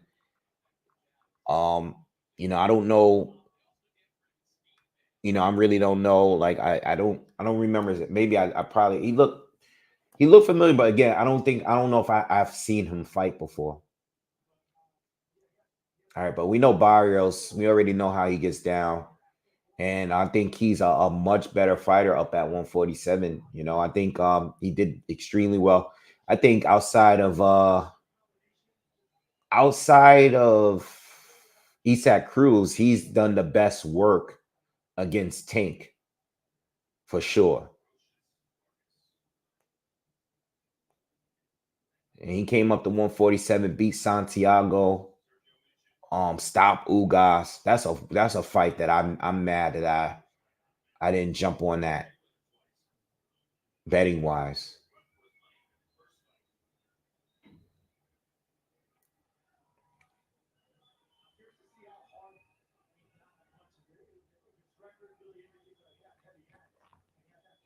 All right, slow and steady this first round. Good counter right cross lands for Barrios to start this first round halfway through. Barrios is the guy that's coming forward. And again, you know,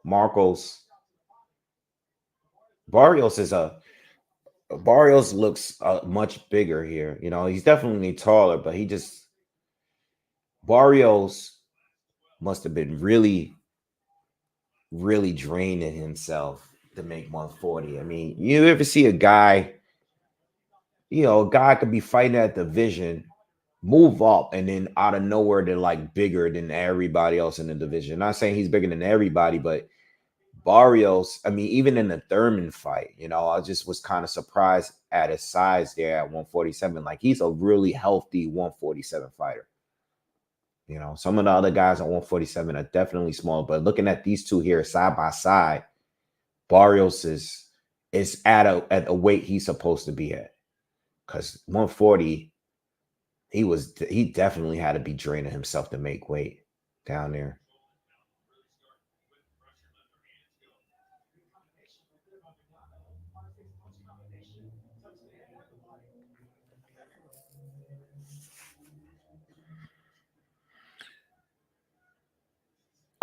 Ariel, I only got the bet for the main event locked in. You know, I kind of wish I jumped on the other card. I should have did some round betting. If I jumped on it, you know, earlier, I would have probably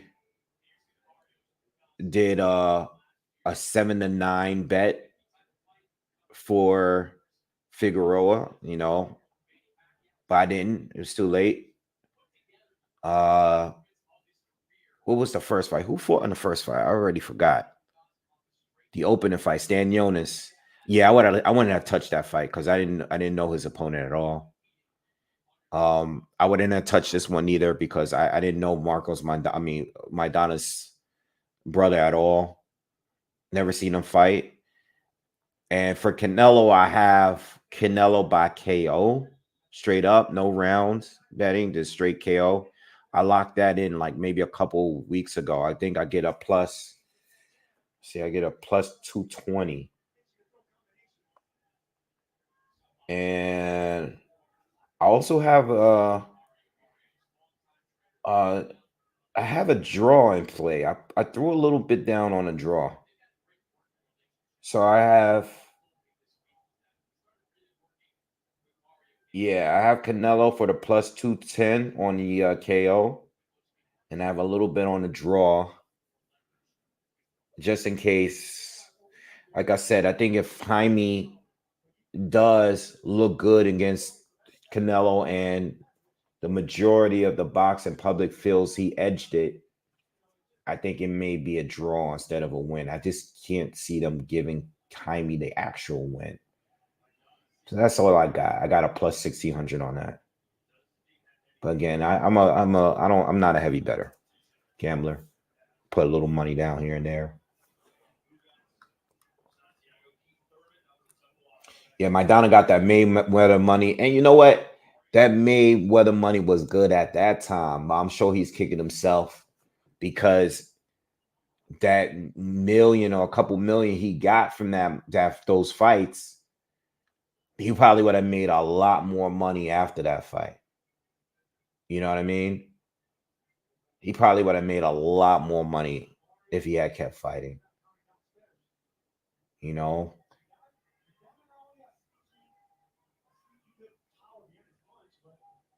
because he would have been fighting other top guys, and everybody would have wanted to fight him because everybody wants to look better against the fighters that fought Floyd.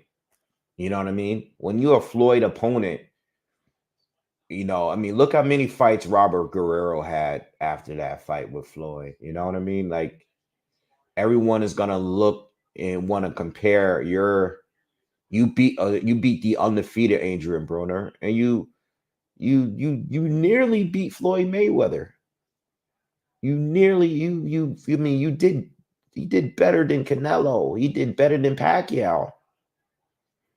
Should have kept fighting. I'm talking about the first fight, not the rematch. The rematch was just Floyd didn't even entertain his volume and pressure. He didn't even do it. He moved all night long, and Maidana never got to him, man. Outboxed him easily in the rematch.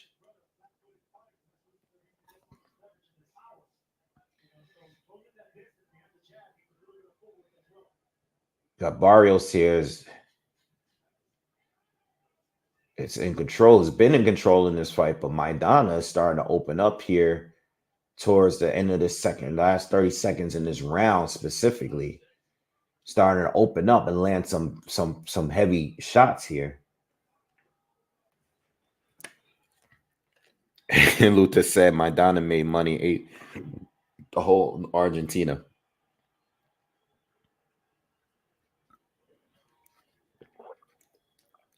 Nah, I like Cody Crowley, but Boots is gonna smoke him. Cody's good. He's legit. He's solid. I like Cody against all of these other top welterweights, but not Boots. Boots is gonna destroy him. I'm not giving him much of a chance of winning that fight. Again, Cody's a good fighter. That's a fight I might just take the ride down to Philly to see. I don't think I've ever gone to Philly to watch a fight. I've gone to Philly a million times, but I don't think I can't remember driving to Philly to see a fight. So I might go to Philly and see that fight. That's right around my birthday. So I might take the ride down there and go see that fight. I was thinking about that. Just Philly's so close.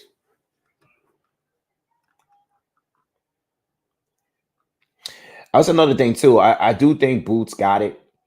Um, I think Boots got that fight without too much of a struggle.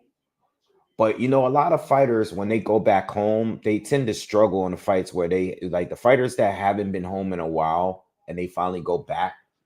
You know, guys that's always on the road. I'm thinking like guys like Kovalev recently, Regis Prograis.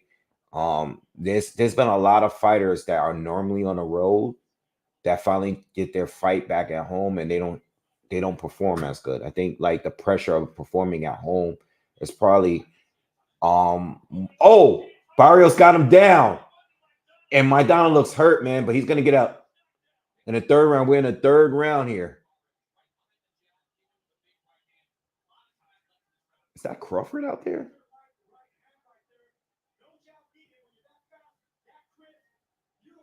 I thought I saw Crawford on the side. Barrios is trying to trap him. Big left hook to the body. Maidana timed him with a good right hand though. But Barrios is putting the pressure. See what Maidana does here.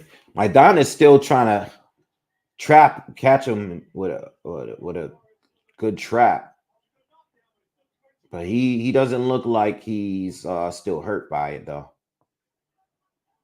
He's still throwing, so we got a minute left in the third round.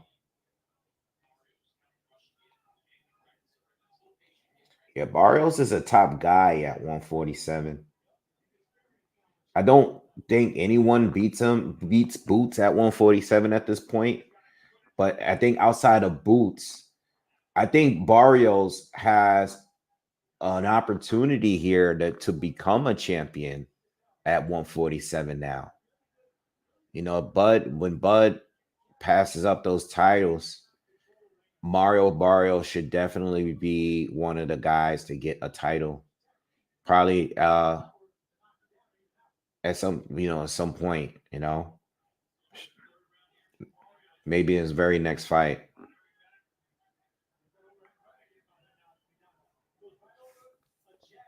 What's up, Mike? I do still want to see Boots and Ortiz. Yeah, but it'll be at 154. We'll never see Ortiz back at 147 again. You know.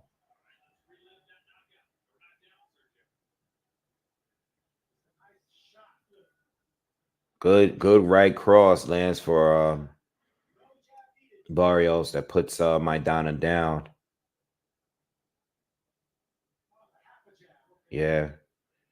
He kind of feinted with the jab, used it as a blinder, and connected with the right hand. Mid range. Good shot. But again, Maidana looked like he recovered pretty well. So it was a good shot, but he got up. Boots is going to be at 154. If not this year, I don't think he's going to be sticking around trying to become undisputed at 147. I don't see it. Because if he's going to go and try to take the undisputed route, which I still think he should, I think he should because there's a lane for it right now, and the fights could be made. Um, I think he should. I think he should try to stay at 147 first and do it. Let these guys at 154 hash it up. He wants Bud. He's not going to get Bud. Bud is going into his own thing. Do your thing at 147. Go to 54 and go straight for a unification match. I think that's the way to go. What's good, bro? Hamburger cheese. Wait, what's up, brothers? Black. Much love to you. One of the great YouTube boxing channels. Hate I didn't get to see you in New York. Hopefully next time. Yeah, you should have hit me up, man. We could have went out and got a drink, man. You should have hit me up, man. But I know you had a busy week, man. I hope you had a good time while you were up here. Haney didn't get it, but it is what it is, man. But definitely, I'm probably gonna be in Texas this year, so I'll definitely reach out to you when I come down. I've been meaning forever to take that trip down there for. I think I'm gonna go this year, but I'll hit you up for sure. I hope you had a good time up here while he was up here, man. All right. Yeah, man. Yeah, what was I saying? Shit. What was I talking about? Yeah, I think this kid Boots I think he should do the 147 thing. Like there's so much going on at 150. 154, like 140 right now is crowded. It's crowded. It's crowded. No one knows what's happening with these belts. Everybody has a pretty much a mandatory at 140, 154. If you're Boots, yes, he can get in early and get straight to a title shot. Oh, Maidana caught him with a good hook to the body. Yeah, Maidana's tricky here. You gotta watch this cat. Because Barrios will be coming forward and he looks like he's in control, but Barrios, Maidana open up and hit you with a 3-4 punch combo real quick. You know what I mean? He's tricky. He's not like Marcos for sure. But yeah, I think what 154 is crowded. I think what you do is at least try to unify at 147 so you can become an instant mandatory when you decide to move up. I think that is the best thing to do for Ennis as long as he can make 154, 147 and be healthy. If he's beginning like now to struggle to make weight, then just move up and let it go. Sometimes you got to do it. But if he's all right, let these guys do their thing at 154. Pick up at least 2 belts at 147. Move up, get a mandatory shot at a champ at one. He's the IBF now. So if there's a way that he can get on a WBO, like you want Bud, jump on that WBO title. I don't know who's gonna have it. I don't know what's the rankings. I gotta check, but I think that's the way you gotta go. You know,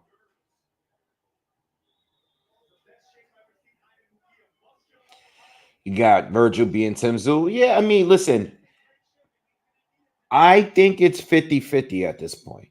I'm leaning towards Zoo, but I got to take a look at that Fundora fight again. I got to take a look at that fight.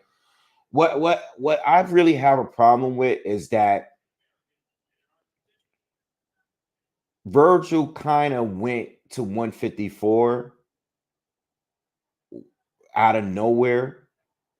and he's only had 2 fights in 2 rounds. You know, I don't know what he can really do at 154. He didn't fight anyone good. You know, Delorme is not a 154 guy, and he just got stopped by Boots in 1 round. So Virgil went up there and stopped him in 1 round too. Cool. I don't know. Like Tim Tszyu would stop him in 1 round too. You know what I mean? Like, I don't know where Virgil is really at. Now, the Virgil that for Stanionis, even though that was not Stanionis, Kavalasquez, good win, but that version of Virgil would have lost to Tim Tszyu. I really don't know how good Virgil is at 154. I don't know. But I like his style going against, like, the matchup itself. I like what he can do against Tszyu compared to what everybody else was doing against Tszyu at 154. You know, that jab, those aggressive counters to the body. He can exchange. I think exchanging hooks, though, is where it's going to get him in trouble, though. You know, and I know he's a puncher, but Tim Tszyu is a monster, proven monster puncher at 154. Proven. So those are the like questions I have. Like, who's a more durable fighter? Like, Tim Tszyu is a legit 154 guy. Virgil's a guy that moved up from 140. He's still growing. You got to consider all of these things, you know. I know Virgil's coming off. I'm sorry. I know Tim Tszyu is coming off of a really brutal fight with Fundora. Took a lot of punishment, but he took the punishment well. You know, I said this earlier about John Ryder and Canelo. John Ryder got battered against Canelo, you know, and he did go the distance, but I knew that was going to change him forever. Whereas Tim Tszyu took punishment from Dora, but he seemed to be pretty much enjoying it as it was happening. You know what I mean? That whole dent that he had in his head, it seemed like the blood was definitely make him taking a lot of punishment, taking a lot of extra punishment. But he seemed to never really be hurt in the fight, you know?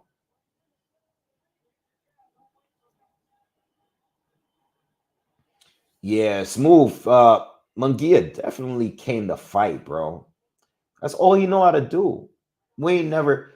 I think he's gonna be smart. Like, he definitely played it smart against Ryder.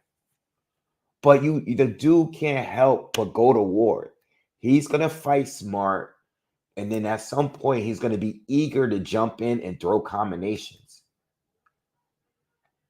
He's gonna throw the jab, the right hand, and the left hook. Jab, right hand, left hook. That's his move. And Canelo could catch him with a clean hook in between, and definitely could rock him like the way Deverenchenko could, continuously throughout the fight. And Deverenchenko ain't the puncher that Canelo is, so we gotta wait and see. You can't forget, like, Canelo goes to the body big time, but remember, Canelo is that guy that broke half of Billy Joe Saunders' face and basically retired him. Guy ain't been back since. Black Cat, what's up? Thank you. Thank you for the donation, man. Appreciate it every time.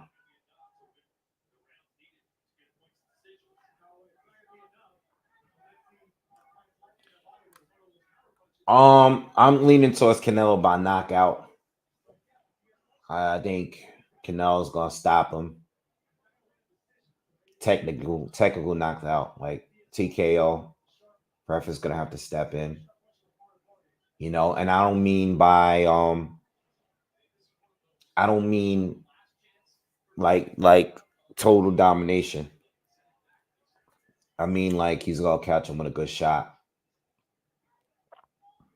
and finish him off.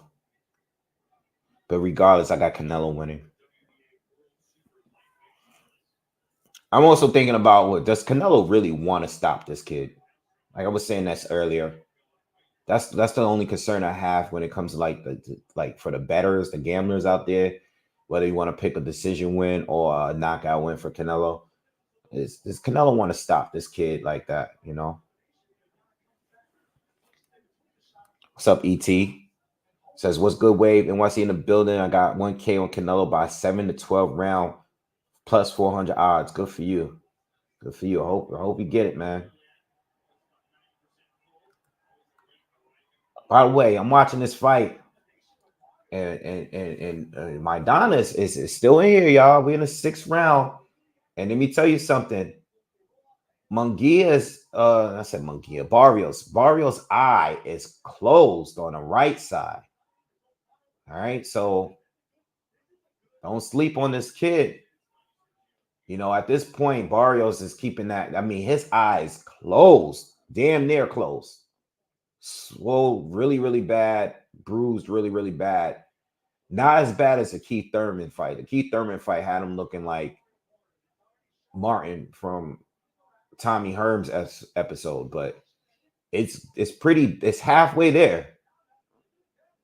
And we got a lot of time. This is the end of the 6th round. So we know Maidana's been down, but again, it wasn't a hard knockdown.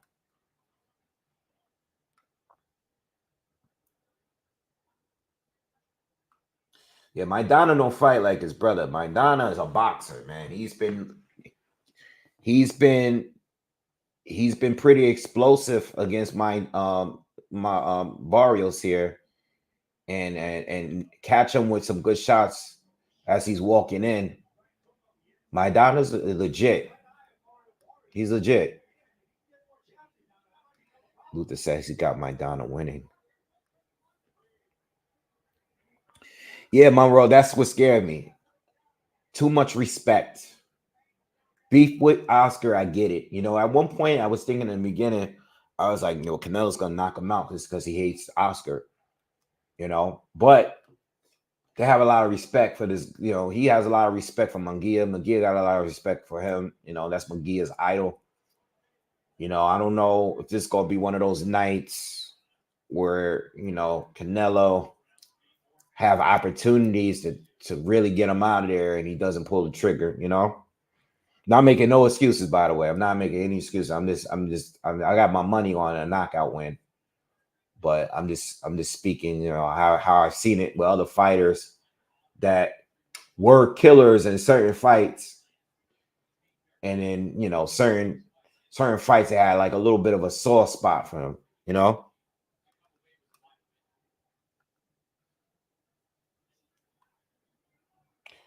No, I haven't seen who Bivol is fighting in June 1st. I know that he wants to stay active. I don't know if they selected a fighter yet, though. I think it's smart, though, he stays active, though. He needs to have as many advantages going into that fight with Better Be as he can. All right. By the way, yo, I haven't even said it. Yo, please hit the thumbs up. Everybody that's here, 180 people in here, hit the thumbs up. Everybody just smash that like button for me. Share the video, man. Subscribe. If you are new here, subscribe. Hit the subscribe button, man. Everybody that's here, get that like button. Hit that like button. Hit that thumbs up real quick for me. Do me that favor. I appreciate it. Sorry, so we could get some more traffic in here. Yeah, so I don't know. The Canelo fight is a little tricky, but I think at least Canelo, at the very least, I think Canelo's gonna pull out the win. I ain't sleeping on Jaime because I think if this fight goes late, Canelo will slow down a little bit. It really depends on how disciplined of a fight that Munguia can fight. If Munguia can really stick to his jab and not try to just recklessly jump in at times and walk into a big shot, I think he has a shot. I think he has a shot.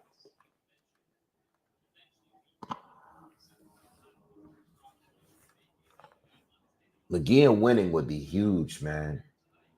Munguia winning, I know somebody else said that they want Munguia to win because he doesn't want, I don't think they're putting any pressure. The sanctioning bodies have not done a good job in putting pressure on Canelo to fight mandatories or anything like that. WBC, I think Benavidez did more than enough. And I'm not even talking about the promoters. I'm not even talking about purses. I'm just talking about the sanctioning bodies. The WBA has never done anything outside. Everything the WBA does is based on who the cash cow is. That's for anybody, not just Canelo. What's the point of even having a regular title if you're not going to force no mandatories? Same thing with the WBC. What are they doing? Benavidez is interim champ. It's just weird how they move. I expect Canelo to fight Edgar Berlanga. I know Edgar Berlanga recently said to Plant yesterday that he'll fight Plant if he doesn't get the Canelo fight in September. But he said he's getting the Canelo fight in September. And I believe him because I've been saying it on this channel that Canelo's going to fight Edgar Berlanga. He's a Puerto Rican fighter from New York. That rivalry there is there for the Mexican Puerto Rico community. Berlanga is known enough to throw him in there with Canelo. And I think that is going to be the fight in September. There's other options, but that will be the moment I saw Morrell go up to 175 and they automatically made Berlanga mandatory. I was like, yeah. They didn't make Morrell mandatory, but they made Berlanga mandatory immediately. I was like, yeah, that's bullshit. Bullshit. You know how the WBA move. WBC too, but the WBA is the worst to me. Oh, he's fighting Malik Zenon. I heard of. I seen him fight. I know who he is. I know who he is.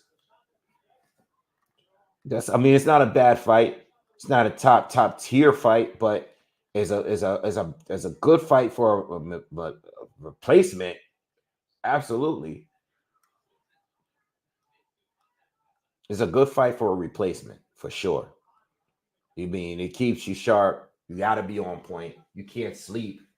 You don't want to end up being Tim Zood. All right. We're in the 8th round, halfway through the 8th round here. And some of the same, close. I'm talking to you guys, but I am watching. Still a close fight. I don't know if we're gonna get a stoppage. If we get a stoppage, it's just gonna happen. I think Barrios for the most part is still outworking Maidana, but Maidana has his eye closed. You know what I mean? I'm hearing Jamal is next for Canelo, but I don't think so. I don't know what's up with Jamal. I seen Jamal's interview the other night. He was talking about Plant. He's talking about how good body shots from Barrios. I saw him talking about Plant. He's like pretty much he got his lip back. He shouldn't have grabbed his beard, and he was on his J. Cole shit. I saw that. I don't know, man. He was real drunk again. I don't know, man. Maybe he does get Canelo. I don't know, but I don't know what happened to Jamal, man. I guess whatever he was going through in his personal life changed him because he's not a. Jamal was a real serious dude at one point, man. I don't know. I want him to. It's not like I want to fight right now. But if he was still, at least if he still had the personality that he used to have, it would be a better fight just because I know he's going to let his hands go. Like, I don't think he's going to do what Jamel did. But the way he's been acting, like, he's like a completely different person now. Yeah, I can't believe he still has a title at 160. It's crazy. It's sad because the way, what's up, Andy? The way boxing is set up, man, it can really, it doesn't matter how disciplined or how active you want to be. Based on the sanctioning bodies and your promoter, you may not get the fight you want and deserve. You may not get it. It doesn't matter. Like your whole legacy just could be held up by the sanctioning body. Like at this point, Carlos Adames should be suing the WBC. Like at this point, you can't even justify. You can't justify why Jamal Charlo is a champion at 160 at this point. You cannot justify that. And I love Jamal. That's my guy. But I mean, come on, man. He's not fighting there no more. And people want to become champion. They want to be able to have their legacy too. You just not gonna let him fight for the belt ever? Like, what are you doing? It's been years. It's crazy.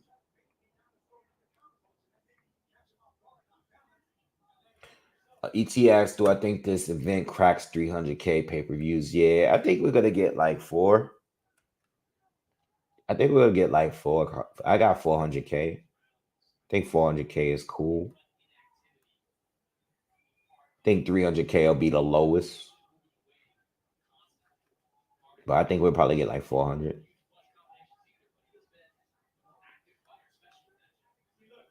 Not too much higher than that.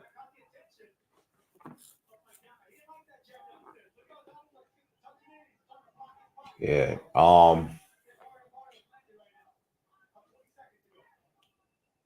Barrios, man, he takes a lot of visible punishment in his fights. But he hasn't changed. Yeah, he's still bringing the pressure and good big. Again, like Maidana's catching him some really good counters, but every one shot he lands, Barrios is landing about 4 or 5 of them. But he hasn't been able to do much instead of since he put him down earlier in the fight. He hasn't really done much since then, outside of just outworking him. 30 seconds left in the ninth. Main event is next, y'all. So what is it, 11? We probably main event probably get the walkouts and probably like 11:30, to be fair. 11:30, 11:40 the latest.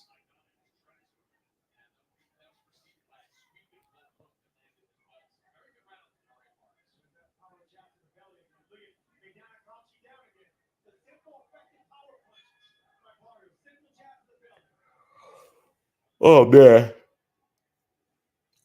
Luther said Mexicans will buy the pay-per-view. I see 600. Well, Mexicans are definitely buying the pay-per-view. You know, they're definitely buying the pay-per-view.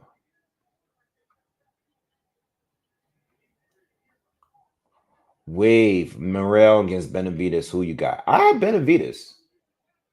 I do. And you might be right. Benavides may be avoiding him a little bit. Maybe. I don't think wanting the Canelo fight means avoiding Morel, by the way. You know what I'm saying? I just don't think that means that automatically. You know, I think that Benavides really, really, really was close to get he probably really thought he was going to get a Canelo fight, and he didn't. You know, so I don't think that. I think Morel wants to fight more, but he's also the guy that's looking for a big win. He hasn't had one yet. You know, but I think Benavides just wanted the big fight. And thought he probably thought he was going to get it, especially with Canelo signing over there with the PBC.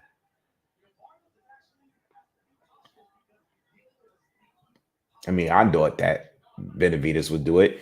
When I heard that Canelo signed with Showtime, I mean, signed with PBC for a 3-fight deal, I thought somewhere in there Benavidez was gonna get a fight with Canelo. I mean, he would have to. That's what I thought.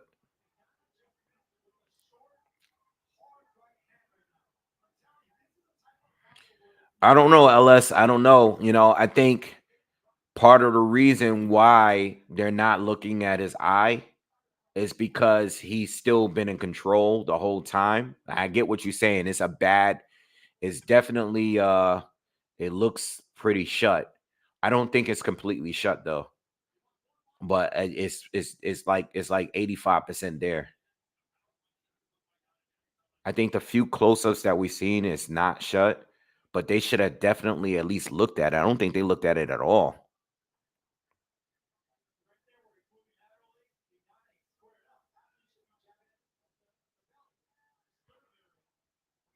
All right.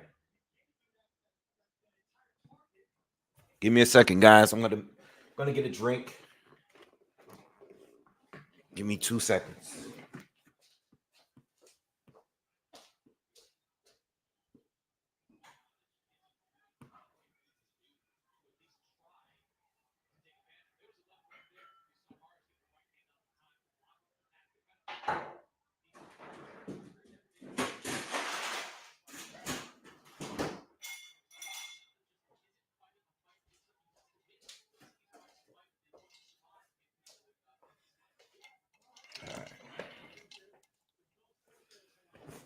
I had to get my tequila. So what we on tonight? Pretty good tequila. If you guys are into tequilas, you guys know I like tequila and whiskey. But since we having a Mexican night, figure I'll go the tequila route. Cheers, cheers, cheers.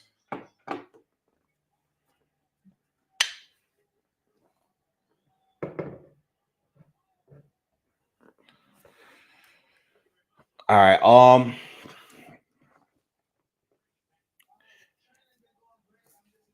Monroe says Tank versus Shakur. My prediction has always been the same. I think Shakur wins on points or Tank by knockout. Um,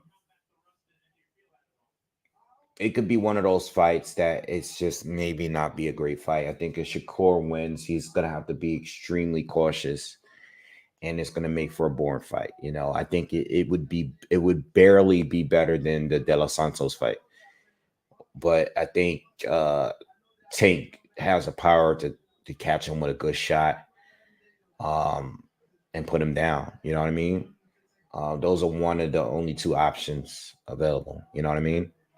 Um, who would I go for? I really don't know. I really don't know. I think Shakur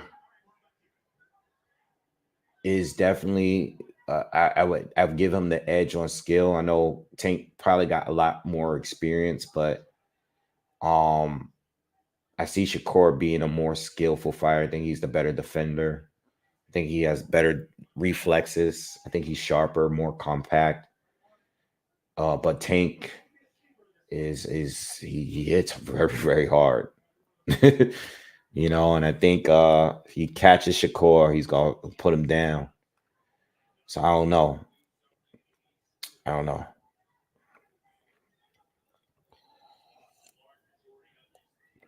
Yeah, I don't expect him to wave it on either because he is the house fighter. I agree with that too.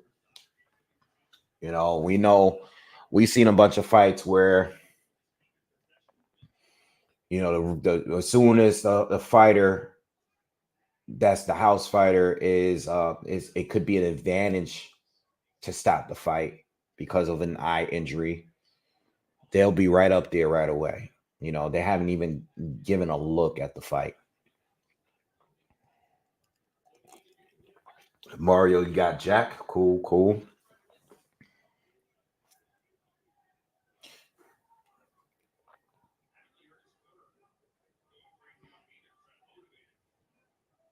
I mean, at this point, we're in the 11th round, right? We got a little bit over a minute left to go. You know, Maidana, Maidana's done a good job, and he at least let us know that he's capable to fight and compete at this level. But I don't think he's doing enough to win. Like this is not like I feel like he should have been attacking that eye a little bit more. You know, I think at some point he might have been arguably like maybe not winning, but close to winning some of these rounds. And I think he let it go. You know, for you to do all that damage on Barrios's eye and not really attack him at no point is kind of disappointing, you know, because this is your moment here. Well, Barrios is very likely to get a championship fight next, especially because of the belts are going to be broken up. So it's kind of like kind of disappointing.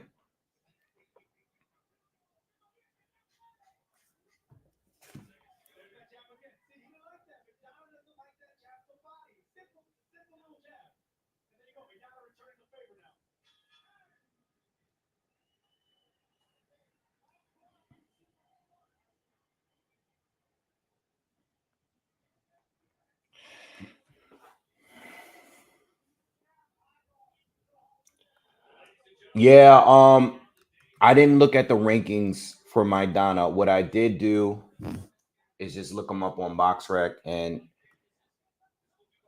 you know, BoxRec's ranking is not official, but their rankings give you an idea of where they could be rated at the division. And I saw that he was a 46.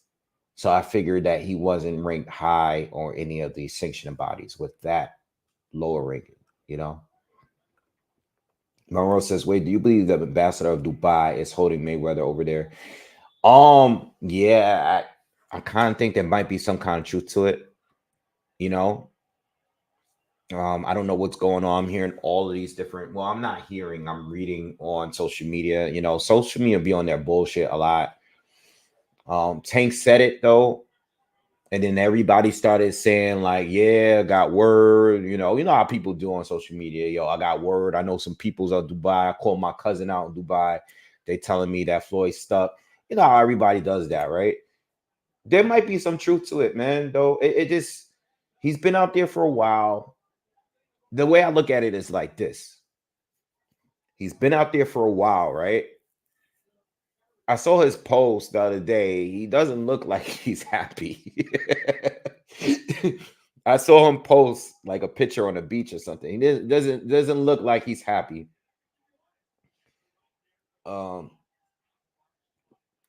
you know, and not only that, but I don't think he's made a fan, made friends, many friends out there since all his Israeli support, you know, and I'm not gonna get into all that. I'm not telling you whose side I'm on and none. I'm not.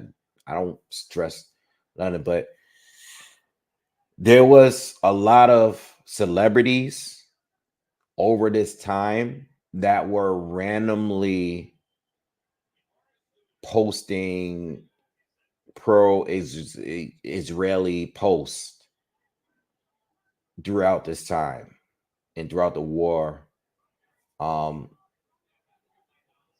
and with the Palestinians and going out there at this time, if there is a problem with Floyd, they're not going to be doing him any favors out there. That's the way I look at it, you know, because you're going out to the UAE, which is Islamic country.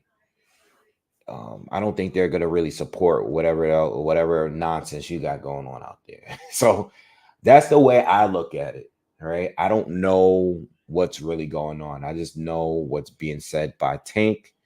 I just know what they're saying on social media.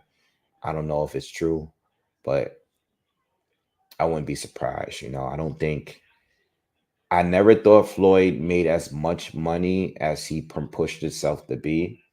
You know, I think that Floyd made a lot of money on fights But I think with his spending habits, and plus the amount of people that he probably gives money to, um, and maybe, just certain things that he do, like some of those infomercials and good right hand from Barrios. Barrios was, I'll tell you, Barrios has been trying to close this last round out with a knockout, and he didn't get it, but he fought like he wanted it. But the fight is up. What I will say is that certain of the things that Floyd does, it screams, um, I need money, and I mean by some of the exhibitions, some of the commercials and advertisement he's been paid to do.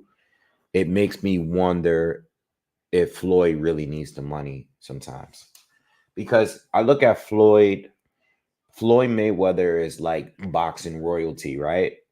But he's one of the most um he's made more money in as an athlete than like almost every other athlete ever, right? But for some reason he doesn't move that way, right? I, Guys like soccer players, basketball players, like the top elite money makers in all of these sports don't move like the way Floyd moves.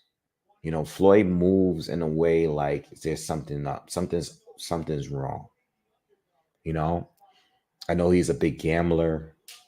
Um, so I think something's off. You know,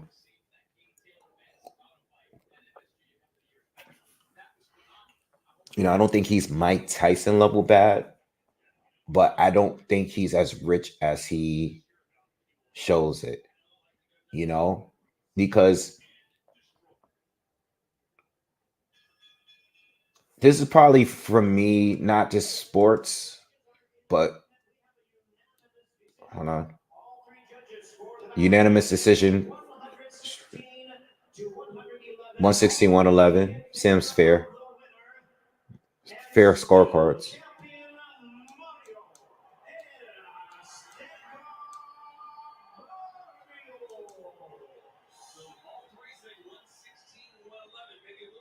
So what I will say is this: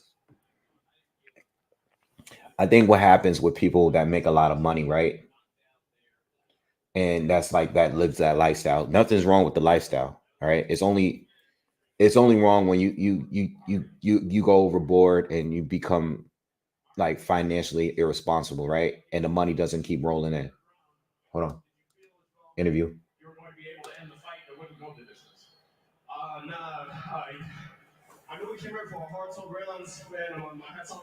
Yeah, his eye's bad, yo. It is close. They got a close up on the eye now, man. His eye is bad.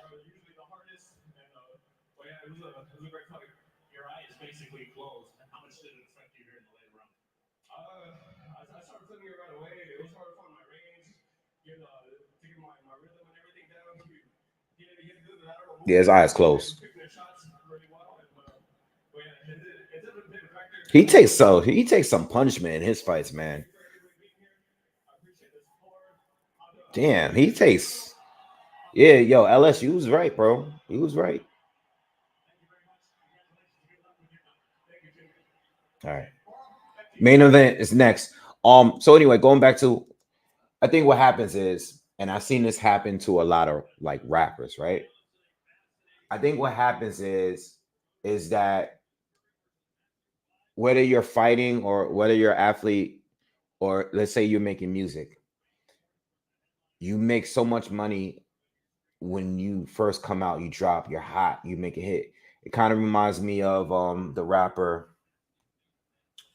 Who's this rapper from Jersey with one eye?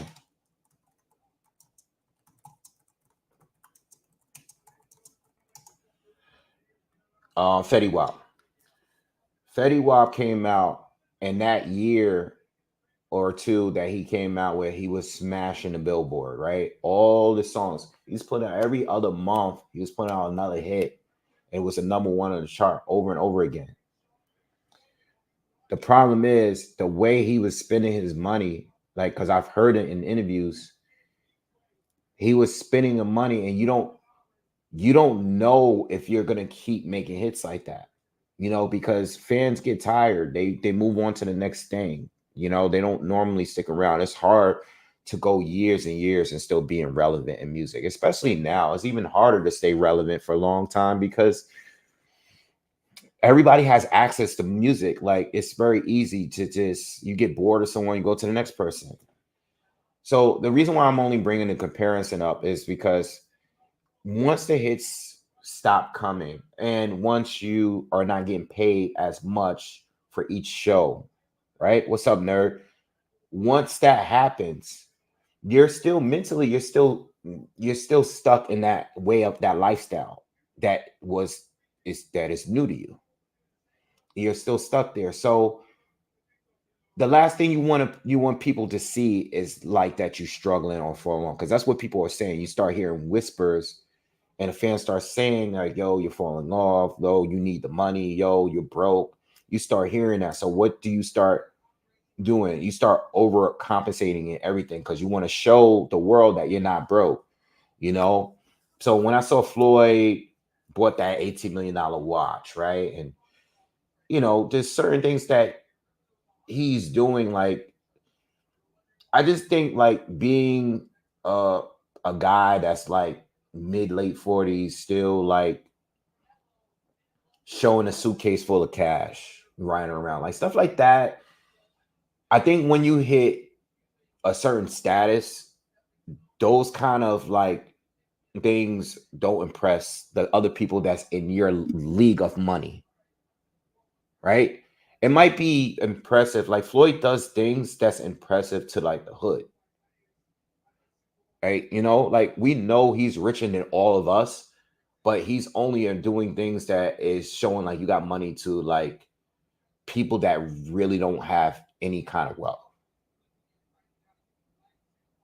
You know what I mean? So it's like with age and experience and wealth, you start to like do different things where Floyd is still doing things that someone that just got their first record deal would do.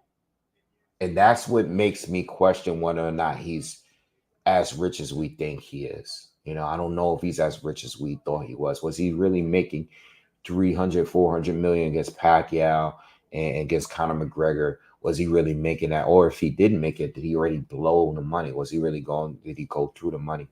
I don't know. So now that he's not getting that money for it, because he's not getting the purses he's getting involved in these little 10 million dollar fights. Is he really getting one of those fights, one of those exhibitions he had that he said he got 10 million for, right? I don't know which one it was. It wasn't the Japanese one, but it was one of the ones he had, and the arena was empty. Maybe it was the John Gotti, the third fight. One of the fights he had, it was empty. The arena was empty, bro. Like, I'm talking about when he was fighting. There was no one in there. And I have to ask myself, like, how is he making money from this fight? No one's there.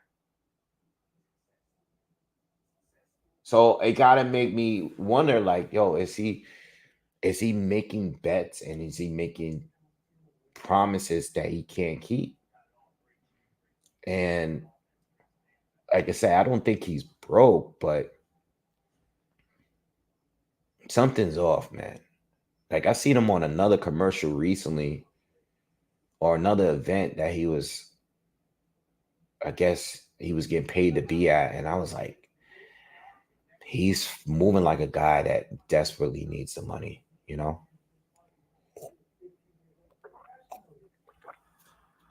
A lot of guys are picking upsets, man.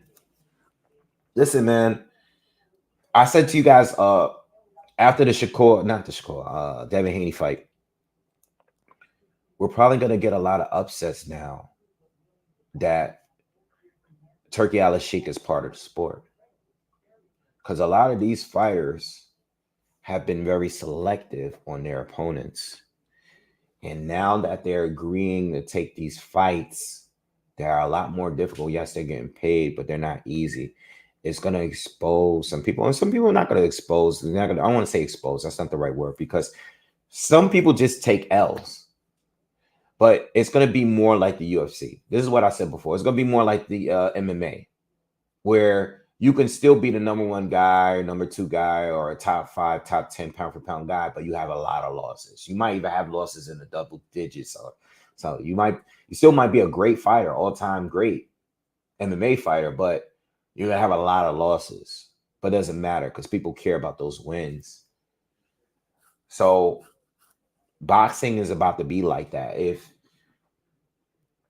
If we continue to have these sortie type cards, like these mega cards with quality fights, dangerous opponents, some of these guys are going to take losses.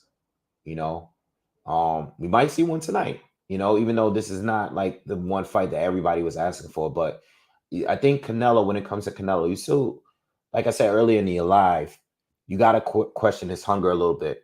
You have to. You have to question his hunger. You got to question how far removed from his prime is he. You got to question whether or not does he still have the killer instinct? You know, if he has Jaime Munguia hurt, is he going to finish him off? You have to question whether or not he can compete at a high level in the second half of this fight. You got to question these things, you know. I think Canelo's going to get it done, but if he doesn't, it won't be that big of an upset for me, you know. It won't be that big because Jaime Munguia, just about any other year or any other time in his career, I would have definitely been like, yo, Canelo's definitely knocking out this guy. I just don't know what round it is. Whereas now we're talking like, is there going to be an upset? You know, can Jaime pull it off? I think Canelo in a different time, maybe a couple years ago, would have been a sizable favorite to beat Jaime Munguia. You know, but now I'm unsure, you know, whereas like I still got him winning and I still think he's gonna get the stoppage, possibly, but I'm not sure, you know.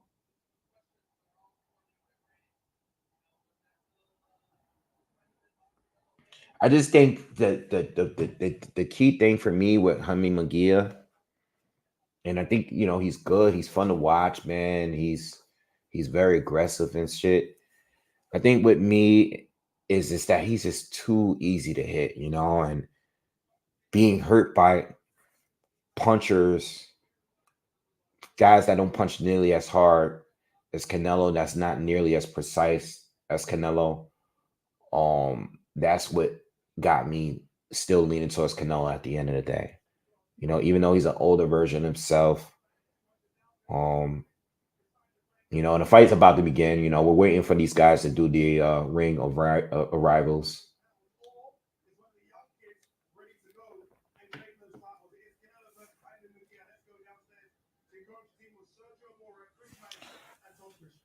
Think Canelo's top 10 greatest of all time? I don't know, man. I don't know. It's a lot of fires. Main event is starting. It's about to start right now. We're just waiting for these guys to come out. Yo, EK, I thought about that, bro. That'll be crazy.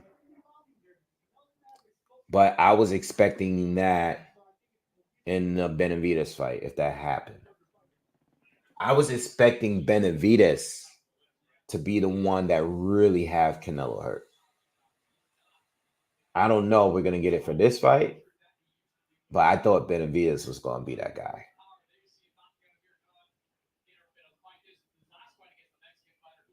Now I've been leaning towards Benavides to beat Canelo for the last couple years. I'm very confident that he would beat Canelo now, but they're not gonna fight, so it doesn't matter. But Jaime Munguia is different, you know.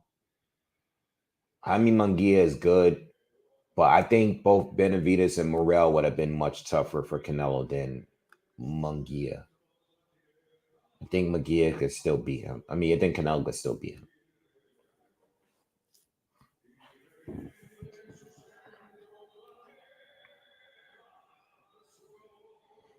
Word of the day says Canelo's a good fighter, but I think enhancements may. All right, look, I don't want to get all that. But I get it. There's a lot of people that think he was on enhancements for a while now. I get it. Um, what's your last predictions, everyone? Everyone in the chat, real quick. They're about to come out. What are your predictions? Knockout decision. Who do you got? Canelo? Do you got Munguia? What do you guys got? Let me know in the comments right before this fight start.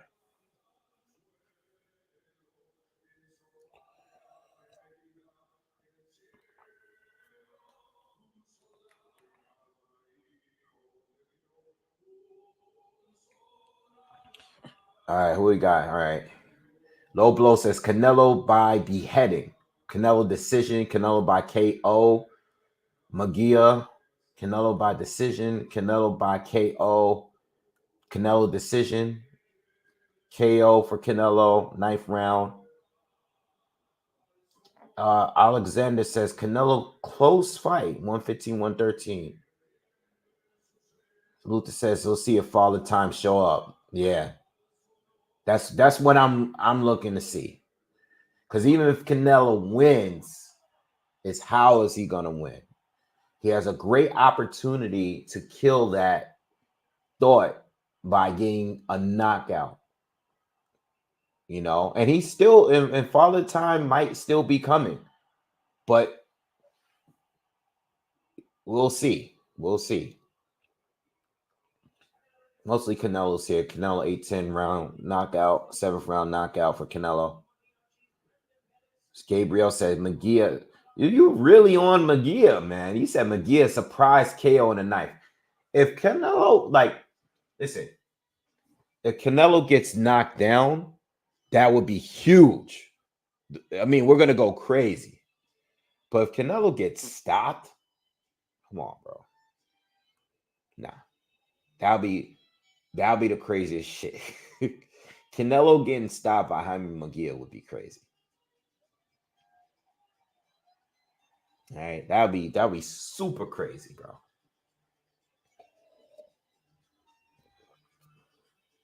Yeah, I think Canelo's gonna catch him with a good shot, possibly drop Munguia, and then go and finish it off, or at least try to. And the ref is gonna jump in. I don't think he's gonna knock him out, but I think he's gonna catch him with a good shot and possibly finish him off. All right. But these guys are getting ready to come out, man. The band is playing. I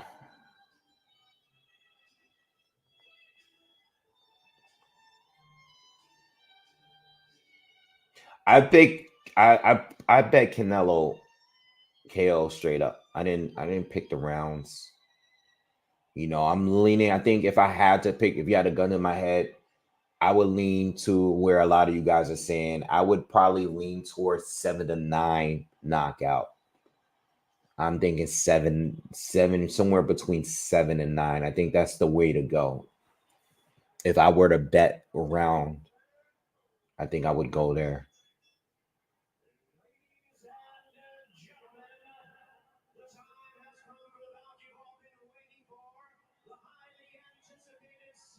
Jimmy Lennon Jr.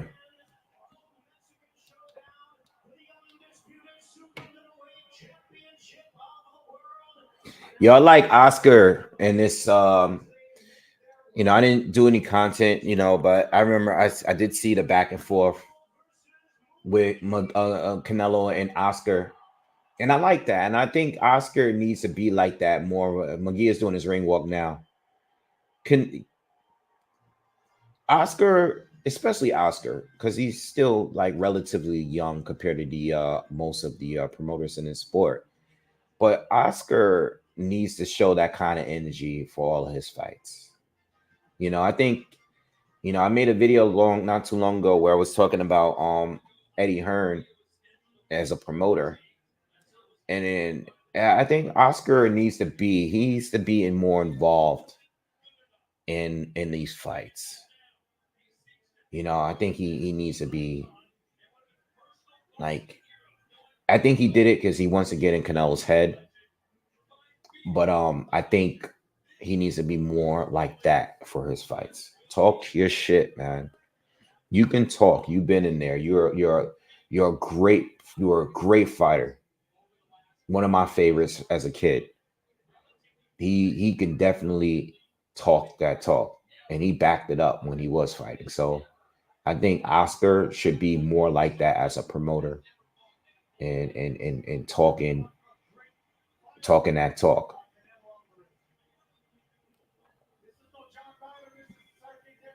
Like yo, everybody already uses.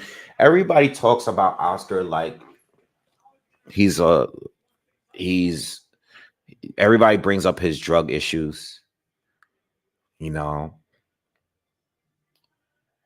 everybody talks about all of that stuff, all the negative stuff. You might as well use it to your advantage and talk your talk on every fight. You know,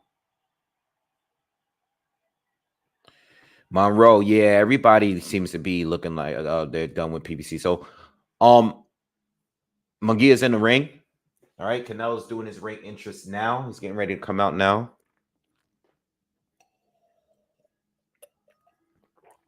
So I was a fan of both Tito and Oscar, but I was slightly more of an Oscar fan. I'm not gonna lie.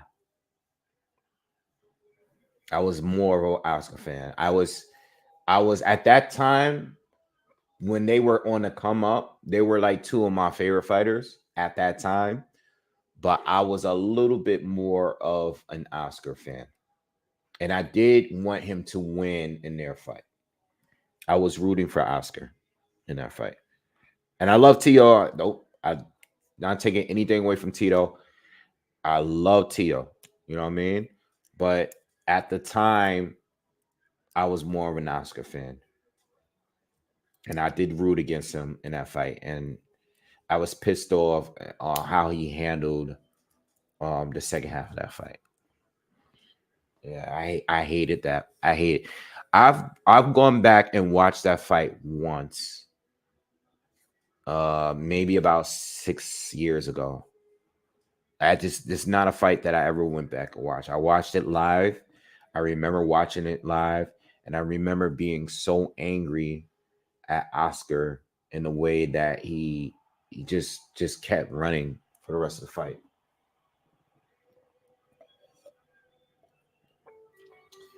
I didn't become a Bernard Hopkins fan, even though I was watching him for years, because I didn't like his antics.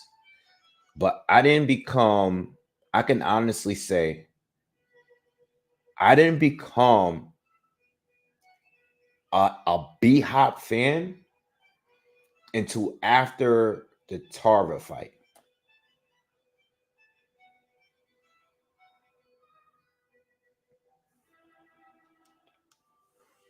That fight at that time made me. I've been watching B Hop for years. I never liked him.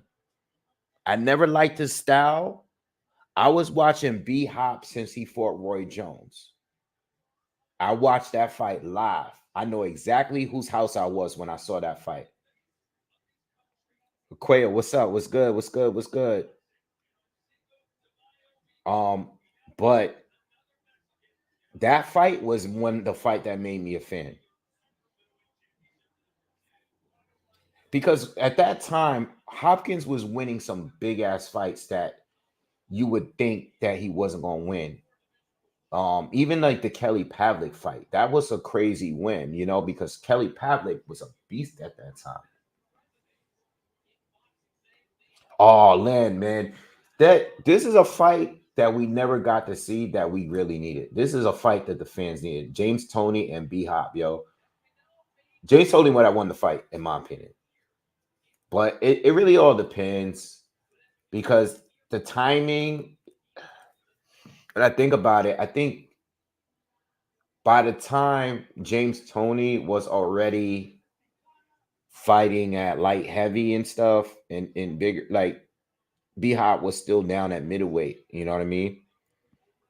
It took a while. Like, and then James, by the time B Hop went to light heavy, James was fighting as a heavyweight, I believe. James Toney was too big. He was really big dude. Um, he was a really big guy. He struggled to make weight for years. You know what I mean?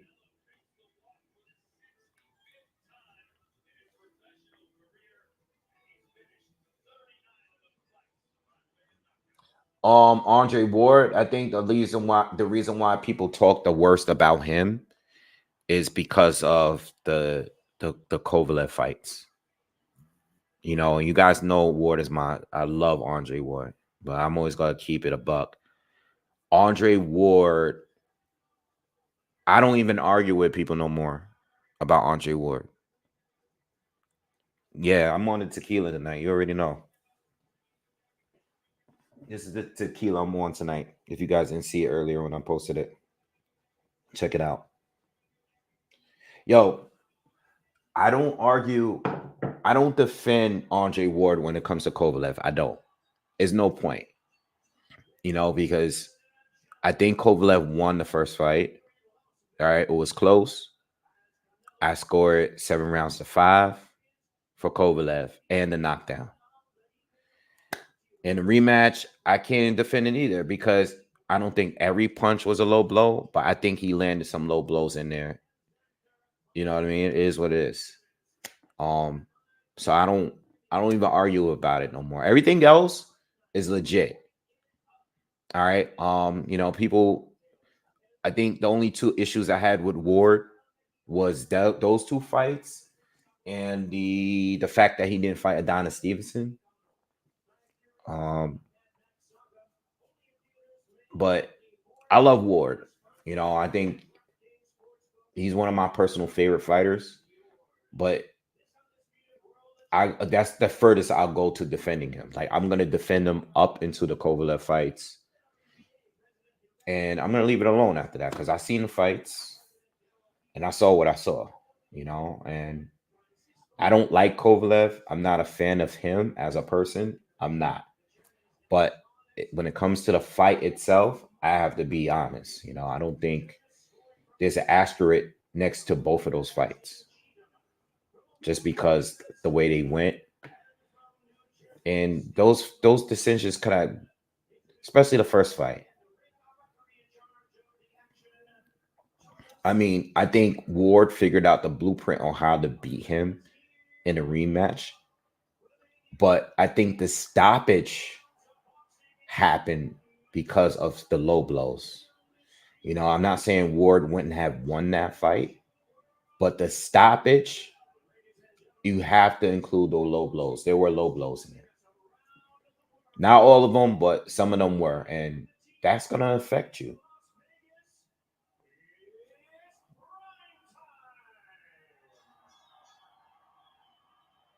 Yeah, Chad Dawson was drained.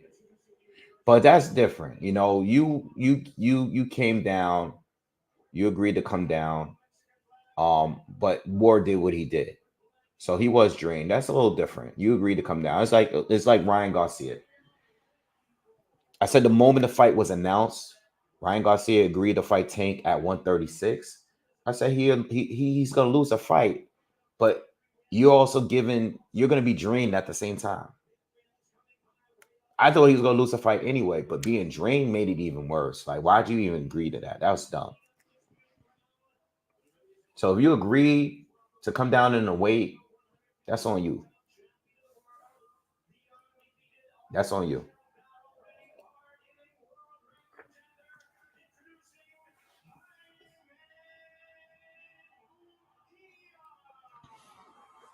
Yeah, Ward does be on his hating shit sometimes. He does it. He definitely got something against AJ and Canelo. And it's probably when I see it's just those two, mainly those two, I sense that it has to do with their success. He says certain things in certain fights that make me like, yo, what's your problem? You know what I mean? Like, why are you saying that? Like, if you're gonna do it, you should have did it while you was fighting. If he really wanted the Canelo fight, he should have made the effort in getting back in shape and getting back in the ring. If he really wanted the AJ fight, he should have did what he needed to do to get up at heavy and do it. But just constantly talking about it and not doing it doesn't matter. It's too old. You're too old now. All right. But it's very easy for someone to say that, because could you run through the guys at cruiser? Let's not even talk heavy. Let's talk about cruiser. Can you have ran through cruiser weight and get to AJ? And if you skip cruiser, can you beat the top heavyweights? Like, how this dude Usyk had a few fights up there at heavy. Can you have done that? I don't know. I don't know. All right, but the fight's starting right now, man. Let's go. Let's get it. Let's get it. Here we go. Round one. Let's go. Let's go. Let's get it. Let's get it. It looks crazy in there. All right, let's go.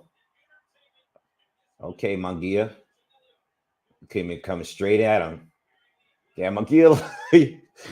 Yo, Munguia looked like he's 2 divisions bigger than this dude. This dude looks big. Well, he's not 2 divisions, maybe 1.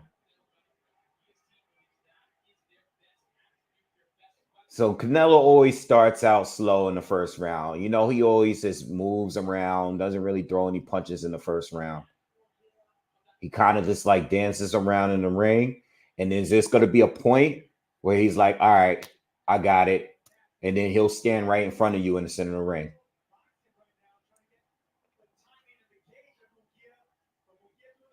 So Munguia right now is throwing some jabs. Canelo's just blocking him, staying out of range for now.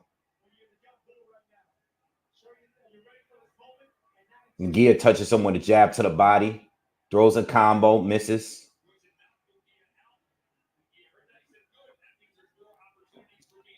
Canelo throws a big 1-2, blocked by Munguia.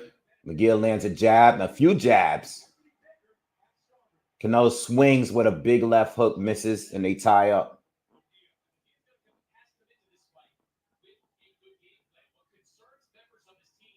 That jab that Munguia was just throwing is what he needs. Throw that jab right in between that guard of Canelo.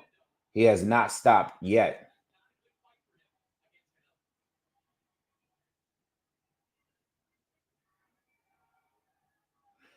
Another jab from Munguia. Hard jabs, by the way, too. Popped up Canelo's head back. Now Munguia's starting to move a little bit. Canelo's just stalking, but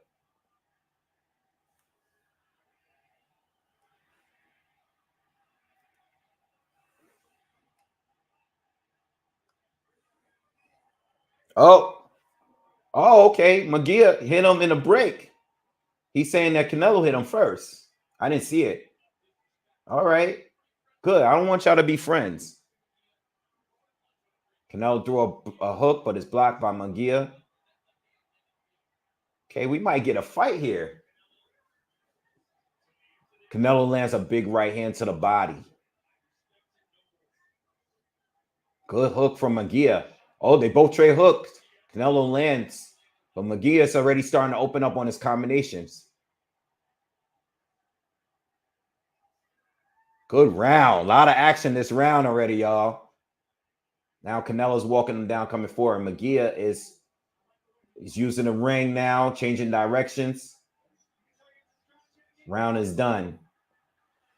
Good round.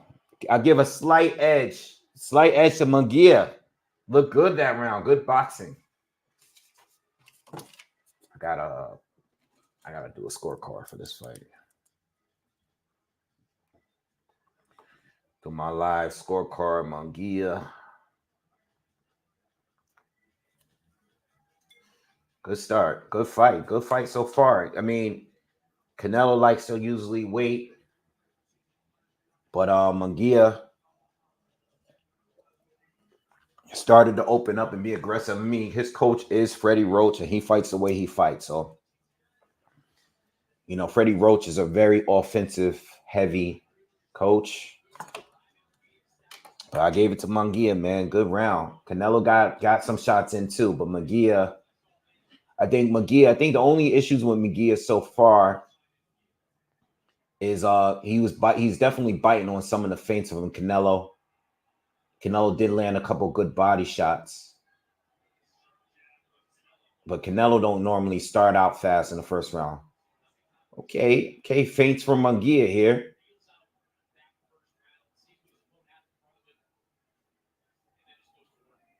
Nice. Munguia is already keeping that jab active, man. Knocking that head back to Canelo. Canelo don't have that head movement like we've seen in the past. All right, he relies solely on that high guard now and just doing quick slips and counters. Munguia is doing a good job with that jab. He's doing a great job with that jab.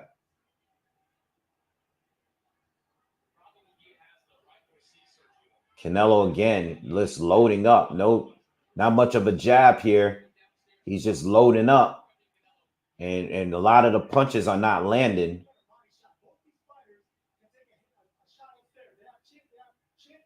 Oh, good right hook from Munguia. Munguia is going off, throwing his combos.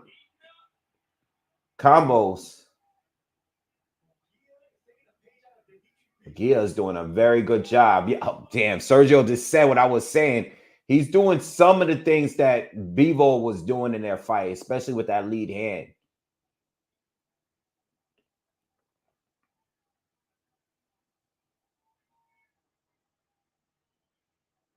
Like he's being active, but he's not being reckless. Oh, good right hand lands for Canelo. Backs up Munguia momentarily. We have about just over a minute left in the second round.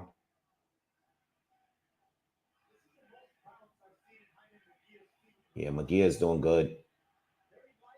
Very good. Another jab lands. He's backing Canelo up with his combos. He's outworking Canelo.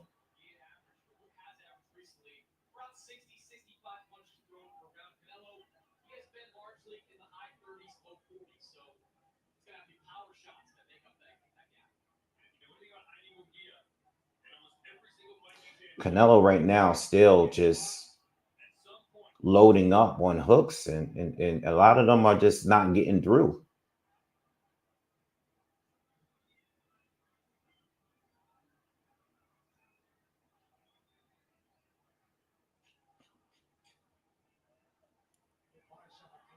Good 1-2 from Canelo, and a body shot landed, but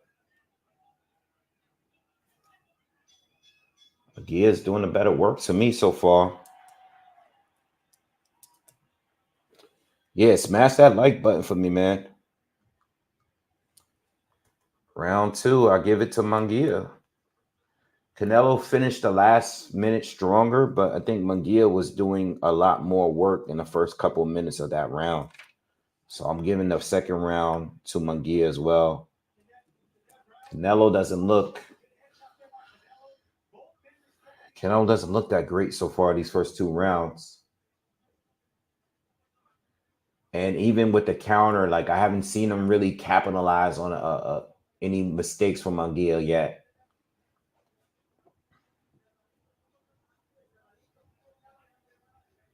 He's already got some reddening and bruising on his face. Not bruising, but Munguia is definitely up for me.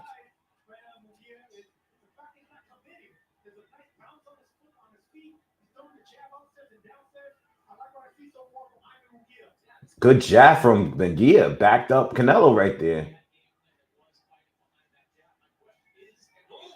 Good right hand from Munguia. Munguia's not playing no games, man.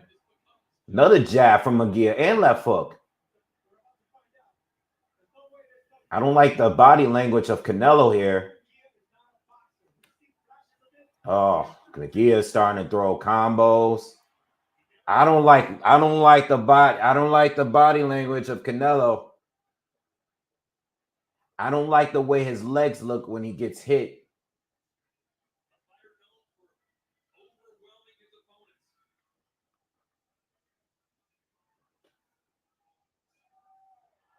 Good uppercut from Canelo lands, but Munguia is definitely outworking Canelo. Still.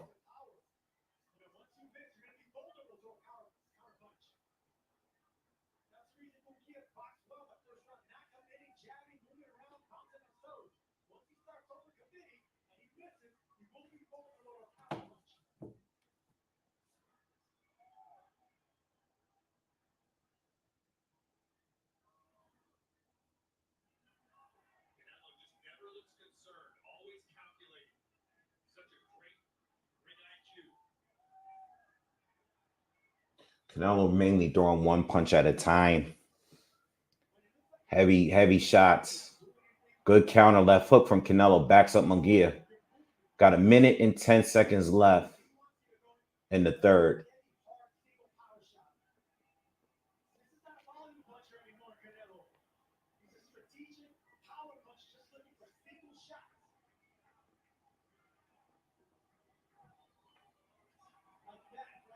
Good hook to the body from Canelo.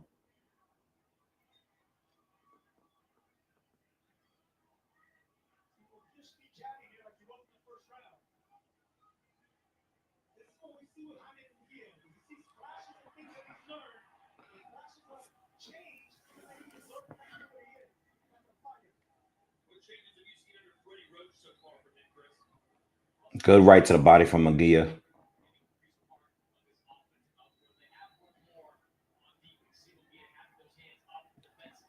Some flurries from Munguia, some light flurries. Oh, good hook from Munguia. They both trade, but Munguia got the better. And it's backed up Canelo again in the crowd.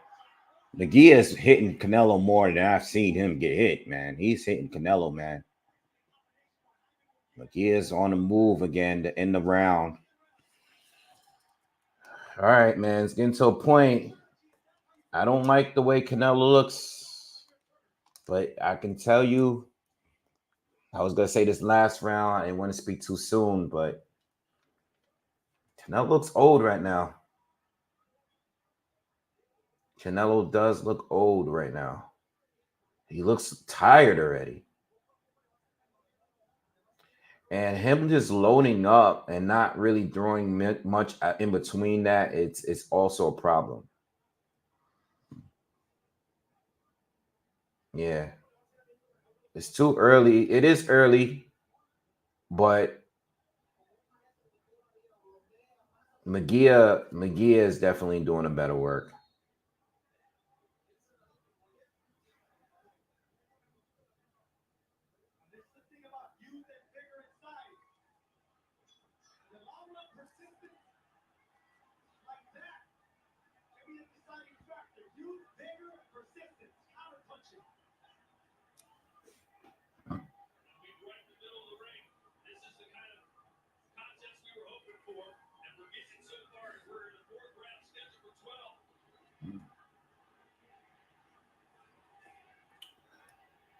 I just saved myself. The odds obviously decreased, but I just threw in. It's still. I just threw in Jaime Munguia straight up just to cover, just in case Canelo loses, because Canelo is losing right now. Oh, Canelo got him with a counter. I had to cover my ass here. I don't like the way this looks, man. Canelo landed a good one too, right there. Nice right cross, but I don't like Canelo's body language. He doesn't. I don't see the explosive, even the punches that he's landing clean. I don't see the power behind it that I would normally see. I don't like. He looks tired already. He looks tired already, and that's scary because I know he's going to be tired later. Munguia, by the way, Munguia is, if you notice, guys, I don't know, agree with me. Let me know how you feel. Munguia is taking certain parts of the rounds off too.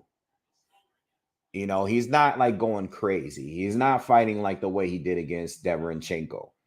He's He's kind of like how in the John Ryder fight, or but even better here, where he's winning like a good minute and a half, minute and a half, and then he'll take a long period off. But Canelo's not doing much. And defensively, Canelo is not good here. He's getting hit with everything. You know, a lot of the punches he is rolling, but Canelo hit him with a monster right hand, and it totally turned this guy's head around. But Munguia ate it, man. Oh, Munguia's hurt. Munguia's hurt. He took too much. He did too much. Canelo caught him with an uppercut, man. Canelo caught him with a right hand, and Munguia stayed in front of him, man. And he got too overconfident and got reckless and got caught with a right uppercut, man. Oh, Canelo with a left hook. Canelo got to go for it. Canelo got to go for it, man. Because this kid is a problem. Oh, Canelo caught with another right hand. Wow, he got a knockdown, guys. A fourth round is closing out. Munguia. Freddie got to yell at this kid. Munguia was fighting the perfect fight. And he got greedy. He started forgetting who he was facing, bro. He was in there for too long with his hands down, and Canelo caught him with the perfect uppercut and dropped this dude. Damn.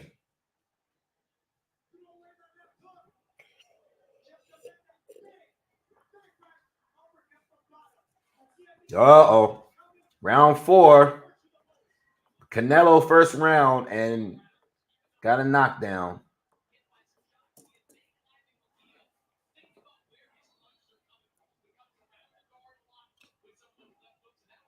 All right. So we got to see how this go. I hope the corner, Munguia, I don't know what they were saying, but I hope the corner was telling him, like, listen, stick to what you were doing. You were winning clearly with what you were doing. You still fighting Canelo, man. You still fighting Canelo. That was the first time he got dropped ever. Not the first time he got hurt, but the first time he got dropped. What a fight so far right away. This is a great fight so far.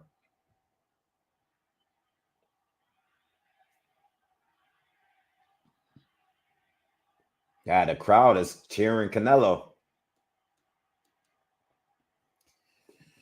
Woo. All right, so McGee is going back to jabbing, but Canelo has a little bit more confidence in his step now. Now he's coming forward. And even though he's not throwing a lot of punches, he's showing a lot more swag and confidence coming forward here. McGee caught him with a good straight right hand. Canelo grazed him with an uppercut, same almost a similar uppercut to the one before. This landed another uppercut there and a left hook to the body. And now Canelo is landing a good few amount of shots before they tie up.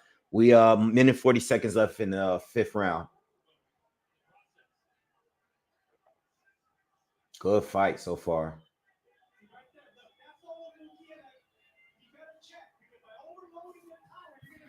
Good jab from Canelo here. Good back and forth from both, y'all. Good back and forth. Good back and forth. Now Canelo is starting to land more than he has in any other round. I know he got the knockdown in the last round, but he's landing more because Munguia is staying put. He's not jabbing with range anymore. He's in a pocket with Canelo. He's in Canelo's range. So now Canelo is landing way more. And even though Munguia is fighting back, Munguia is already starting to look tired. Those body shots and that knockdown is affecting Munguia. I don't see the same pop in those punches in Munguia that I saw in the first 3 rounds. Canelo's it's coming.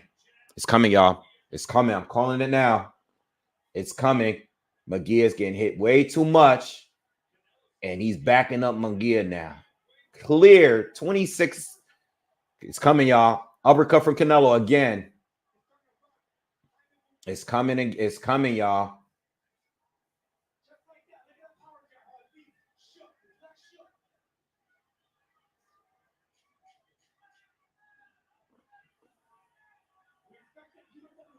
All right, this round's closing out. It's coming. Big round for Canelo. Best round for Canelo. Best round for Canelo. Yeah. Fight starting to change now. Yeah.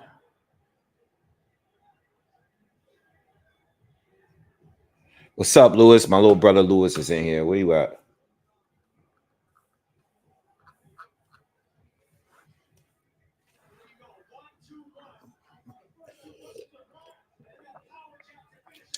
I don't know what the corner is telling Munguia, but he needs if and you guys know who I'm picking to win, but I'm keeping it fair.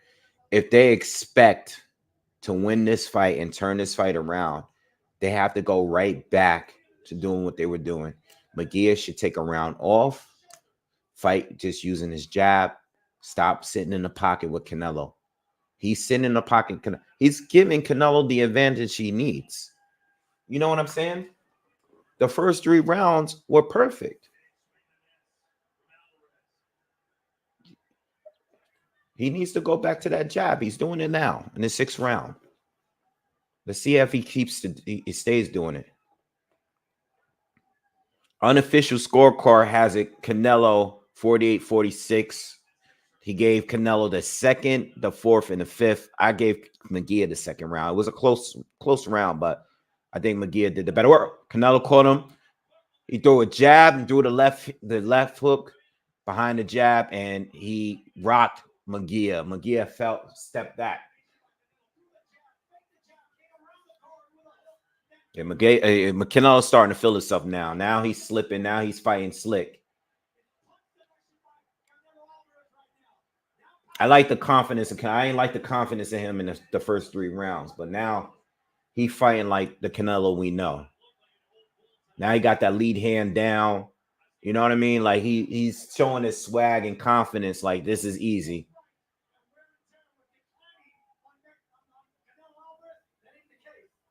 This is the veteran Canelo that we know right now.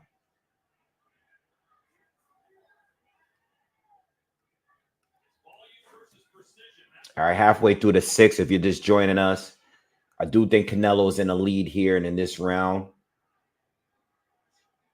Good left hook from Canelo. Does Canelo now? Canelo flurry from Munguia, mostly blocked. Canelo pushes him back. Does Canelo stop him though? Big right hand to the body lands for Canelo. Good right hand from Munguia.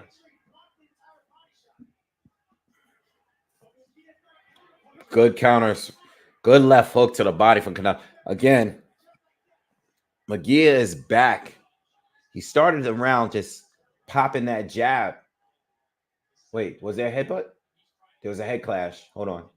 No cuts though. Munguia is back in the kitchen with Canelo. I don't know if he should be there. I don't think he should be there. He's in there for too long. He's not even he don't even have the firepower advantage right now.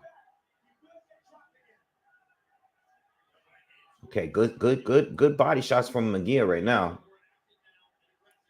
But it's we closing out the round. You know, Canelo's already been winning the round. Canelo caught him with a nice catch and shoot right there. He caught it with the left hand and it hooked with it. All right, we closing out the 6th.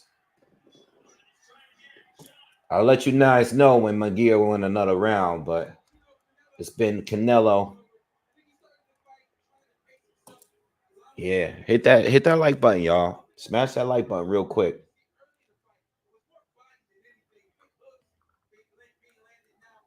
Hit that, smash that like button for me real quick. Let's get these likes up, y'all. Let's get to 200 likes real quick. Just real quick. Let's shoot up the 200 real quick.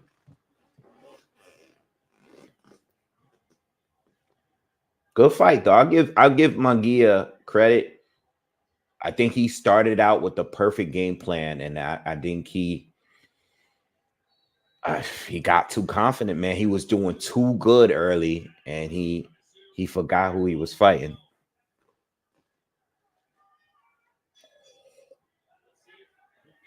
All right, we are in round 7.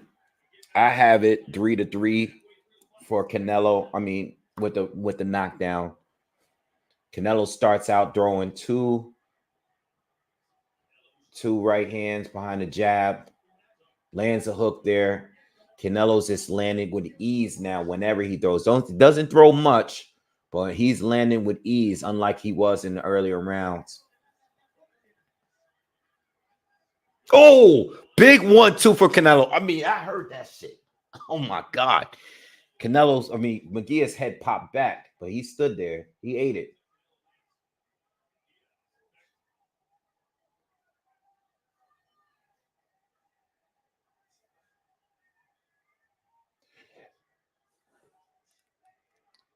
Yeah, I don't know if I'm gonna get my knockout money, man. I don't know if Canelo has the grit to want to knock him out.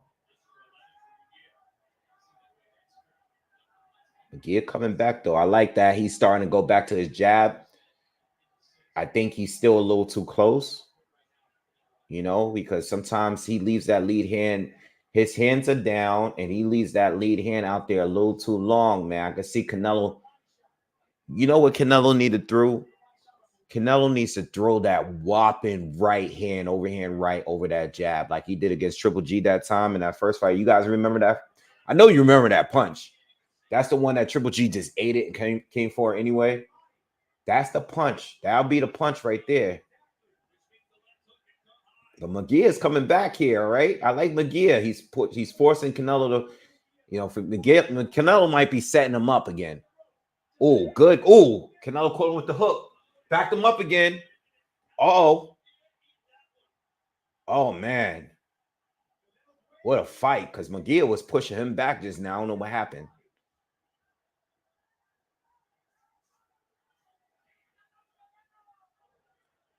This is such a good fight. This is a very good fight. It's a good fight. Canelo's still getting old though, but it's a good fight. Nice 1-2 from Munguia. 30 seconds left in the 7th round. Canelo's pushing forward, y'all, by the way. Munguia, nice right hand to the body. I saw that. Canelo sleeps a little hook to the body. We're in the 7th round, y'all. We're in the 7th. We're about to close out the 7th right now. This is probably the closest round in a long time. I'm still edging it for Canelo, but it's the 7th and the 2nd round are two closest round. This is Munguia's best round since the 3rd, but I still don't know if it's enough to win the round.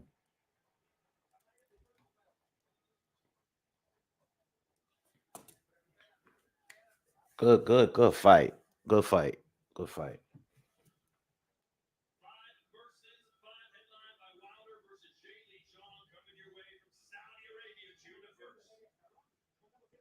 Hit that, smash that like button, y'all.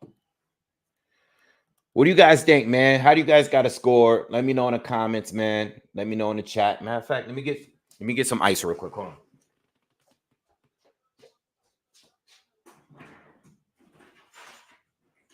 All right. We back. What do you guys think?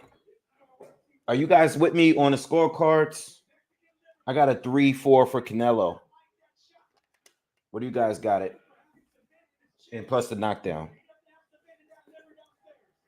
I think that round was kind of close. That's the only reason why I'm asking.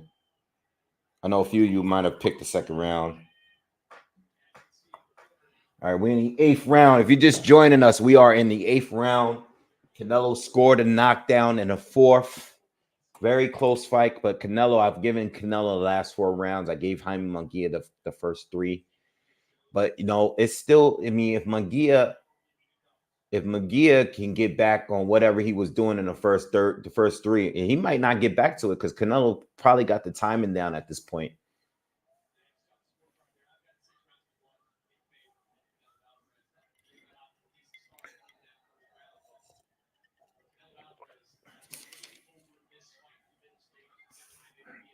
Yeah, I do agree that I still think even Canelo, outwork, winning the fight right now. I still think he's definitely getting old. He's definitely getting older. I think nice combos from Munguia. Oh, nice. Yeah, Canelo's walking through it, but Munguia is starting to open up. He got to be careful, though. He's getting a little too greedy. That's how he got dropped the last time.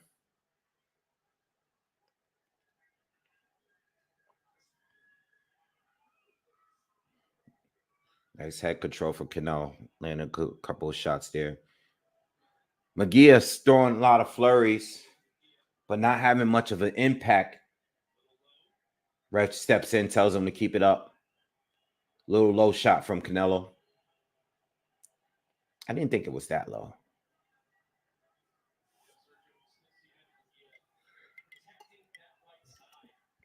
What's up, Keith? I see you.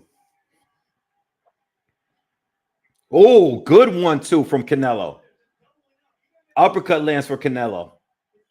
50 seconds left in the eighth. Canelo lands a hook.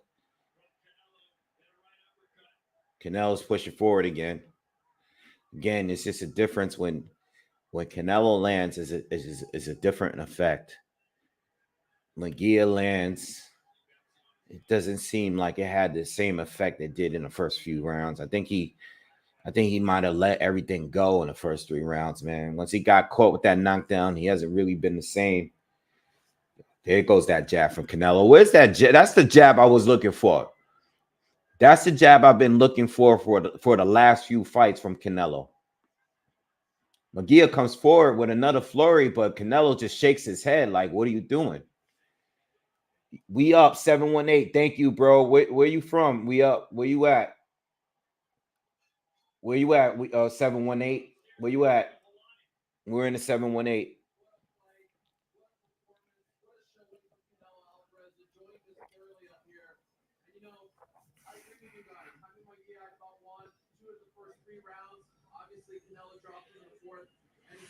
Yeah, it's been Canelo since, y'all.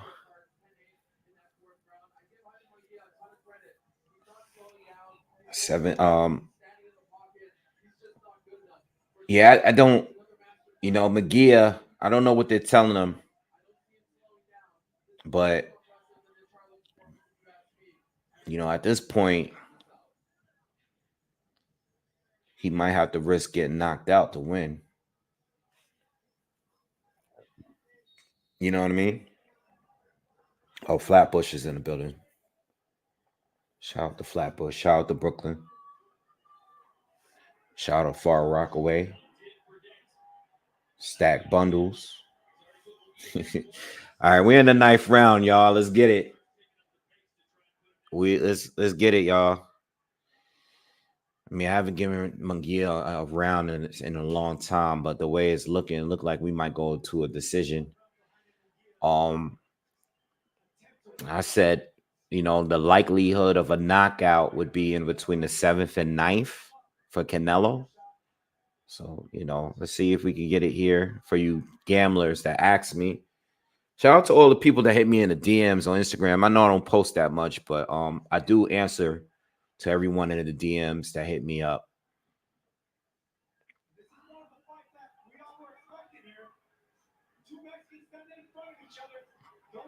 People hit me in the DMs asking for bets. But Munguia, I like Munguia. Okay, Munguia is throwing a lot of punches on Canelo, landing a lot. But again, Canelo's just eating it and walking forward, and he's connecting too. But Munguia so far, good combo from that little combo to the body from Canelo bothered Munguia. It's levels, y'all. It's levels, y'all. Munguia don't have no pop to those punches no more. Canelo doesn't care. He's just walking through it. Munguia's throwing right hands. Canelo's rolling some of those punches too. But when Canelo lands, you can tell. Oh, good body shot from Munguia. That wasn't low. Was that low? Come on, ref. Come on, Canelo. Stop that. Don't do that. You acting like Usyk right now. Come on. That wasn't that low. Come on.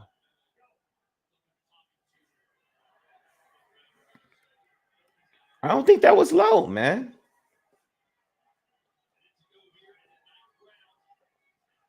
Go okay. Munguia got something left in this round. He's backing up Canelo. Watch the uppercut, Munguia. Watch the uppercut. Oh, almost got caught with it right there. Now Canelo using the head control there, pushing Munguia back. He's letting Munguia get off. Yo, it's crazy. Let me tell you something. That size difference is crazy. Watching them when they're side by side, it's crazy. Munguia is like huge, but Canelo is. Munguia is working this round though. I gotta give him this round. Munguia working here. He outworked Canelo in this round.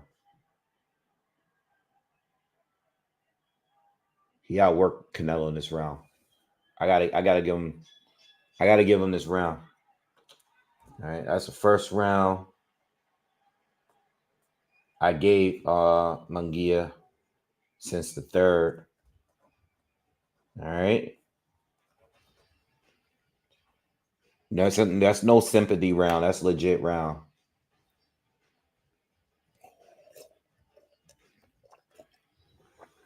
Nah, I get you, Todd. I agree. A lot of times he does. Showing Tank and Benavides in the crowd right now. I got Canelo winning, man. Canelo's punches definitely hurt more. There's no question. There's no question. Munguia hasn't landed a punch that looked that effective since the third round.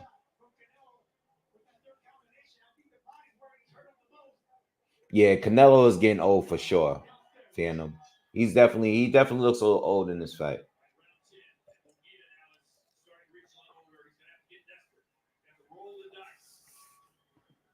Focus was good.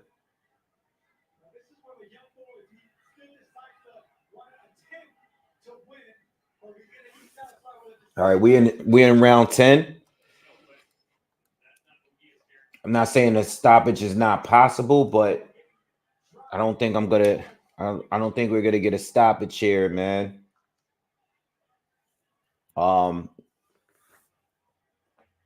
Unofficially, they gave Munguia only 2 rounds, so they didn't give Munguia that last round, and they didn't give Munguia the second round. I have 5-4 Canelo with the knockdown.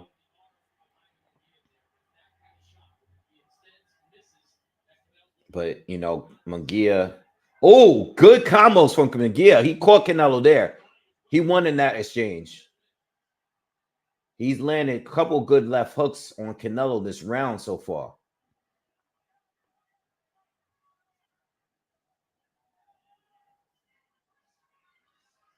Munguia is working, y'all. Munguia is working. I don't know. Yeah, Munguia is working this round, y'all. All right, Canelo's starting to come back now. Munguia might have burned himself out. Munguia got to watch out for that uppercut when he leans to the left. He leans right into that uppercut from Canelo. That's how Billy Joe Saunders got caught.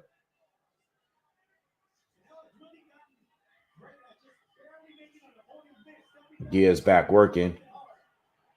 But Canelo's been a little bit more accurate this past minute.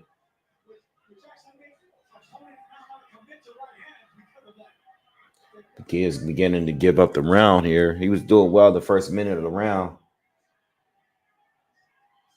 He's going, all right, now he's coming back. Nice combos. But Canelo's still walking through him.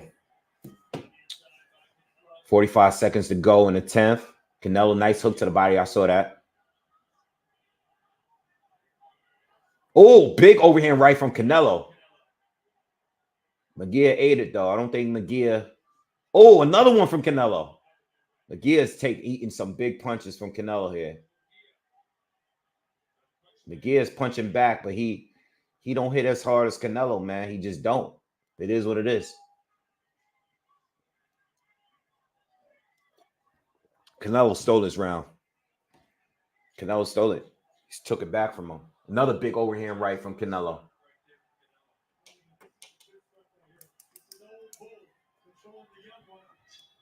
Canelo sold that.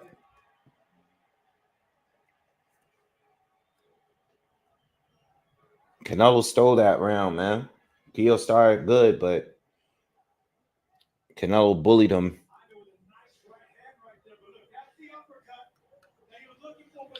I have it 8-4.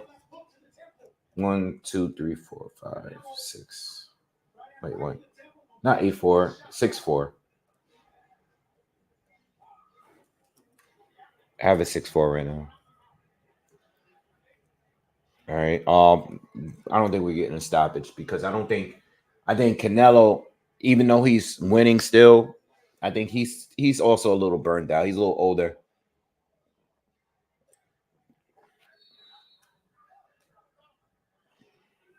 Yeah, hit that like button, y'all.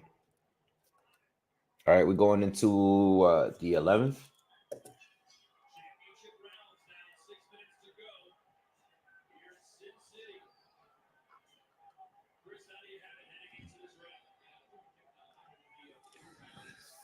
All right, we're in the 11th here, and I feel like Munguia gotta have to make a decision here. And the decision he either is just gonna have to just accept his loss and just continue doing what he's doing, taking it easy, or B, try to go for the knockout and get knocked out, or risk getting knocked out.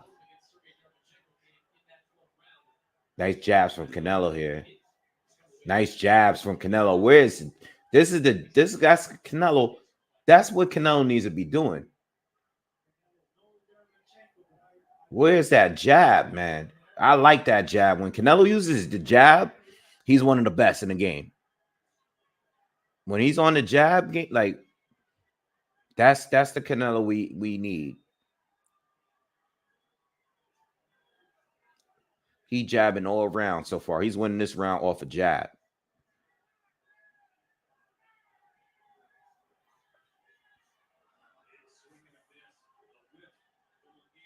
Munguia is showing us good. He's bringing a good effort into the fight, though. You know, this is the most fighting an older Canelo and him being in his prime, coming off his best performance. This is the most we were going to get from this kid. You know what I mean?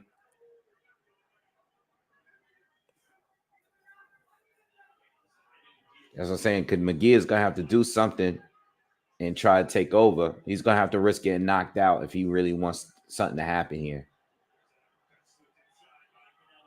And I still don't know if I still don't feel like Canelo's trying to knock him out.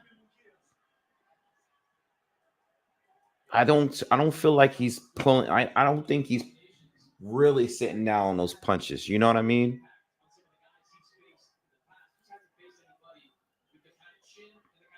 Like he's just winning. He's doing enough to secure the rounds.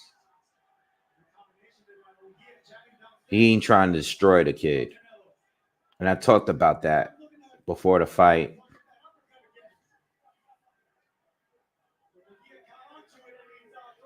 He's like kind of playing with his food, you know? But this 11th round is coming to a close, and McGee is fighting. You know, he's fighting. He's definitely still being a little bit more active, but he's not that accurate. He does miss a lot, and he can't hurt Canelo. This is a good round from McGee, but it's a Canelo round for me. Close round though. That could be a McGee round.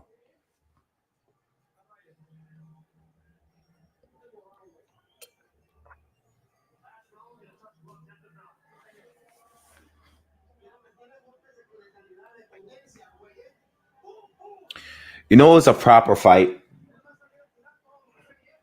A proper fight would be, and I said this before. A proper fight would be Munguia against Berlanga. You know, Canelo fighting one and possibly fighting the other next is not it. You know, I think it's proven that Morel and Benavides were in a different league than those two. You know what I mean? I think that That's a proper fight right now, you know? Right? They show respect, touch it up.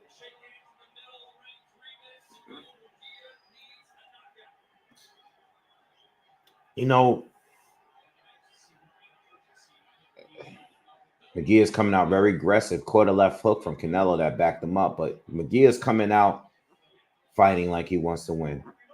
It's gonna cost him though. If he isn't careful, he might get caught. I don't think Canelo is trying to knock him out. I don't think that.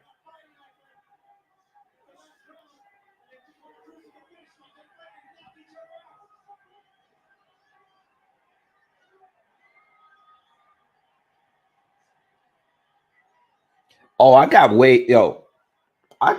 Munguia being Berlanga years ago.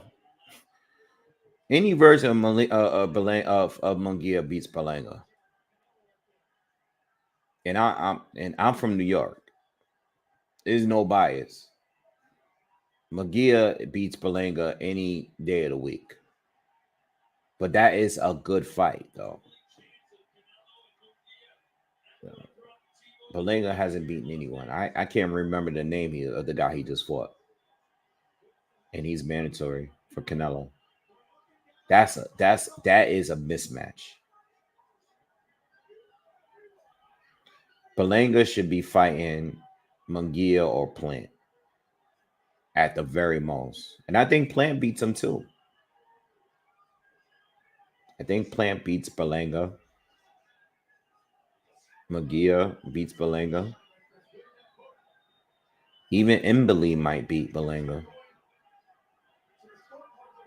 That's gonna sound like I'm hating, but I would tell him to his face.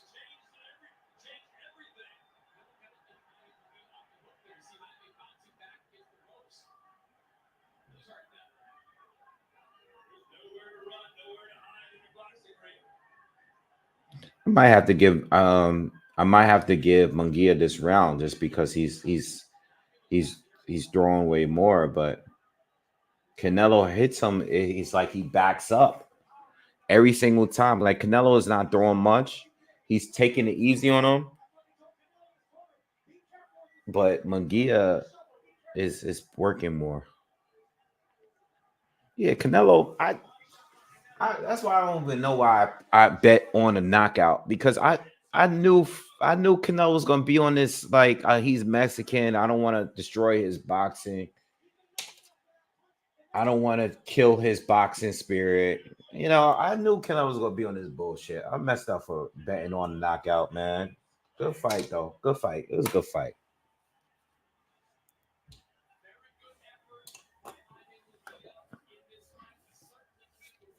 What do you guys think, man? Nah, Canelo won the fight. Canelo won the fight. It is what it is. You know, I hope it's a draw though, so I can make a lot of money. Because I put a little bit on the draw, but I ain't getting that.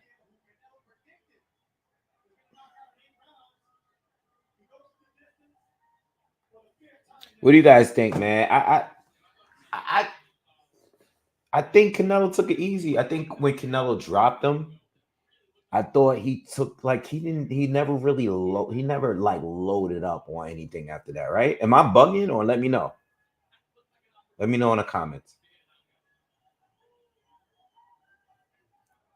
No, I think the Benavides fight is done. That's why there's no point for him to go up there in the ring. Canelo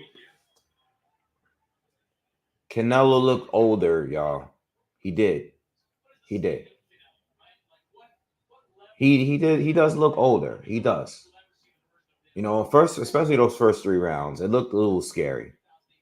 But even when he was putting on, Canelo beat him because he's so much better. You know what I mean? Even on his best and on his worst day. It's like this is. You know what this is? This is Keith Thurman against Manny Pacquiao. You know, it's like, yeah, Keith is good. He's fire. But Pacquiao is legendary. And even on your best, it's only competitive because you're fighting me when I'm way older. on my prime days, I would have knocked you out. If this was the Canelo that fought Saunders or Plant, he would have knocked him out. He would have knocked him out. I don't know why. That's why this is why I told y'all earlier. If y'all were here earlier when I did the breakdown, I said, yo, I don't know if Canelo is gonna want to knock him out. You know?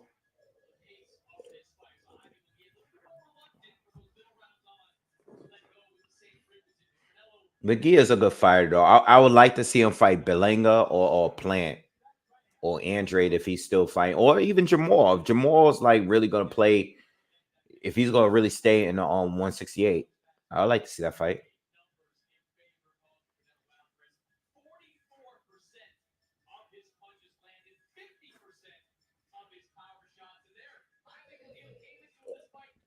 With that being said, though, Canelo is getting older, though. He looked good still, but he is getting older. You know, and I think what happens at this point is that guys that wouldn't have beaten you before might beat you. I say the scorecards.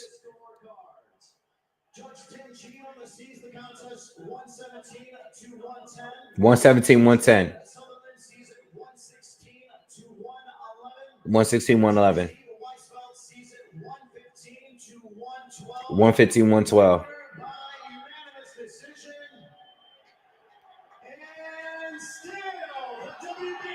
Yeah. All right. I ain't gonna say nothing about those cards, y'all. I don't think McGee won by any means. I gave him 4 rounds.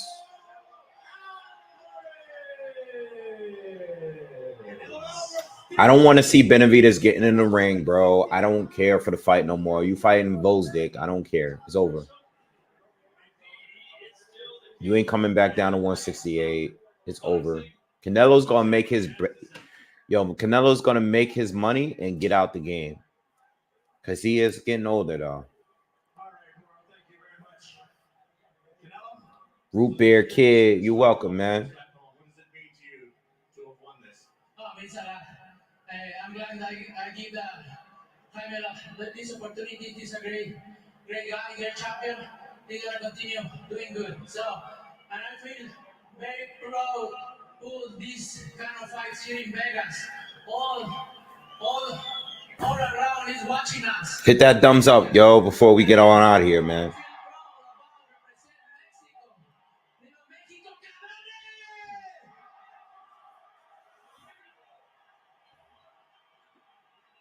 Slow at first, but you figured him out about the 3rd or 4th round. Tell us about the knockdown and if you thought the fight was going to end there.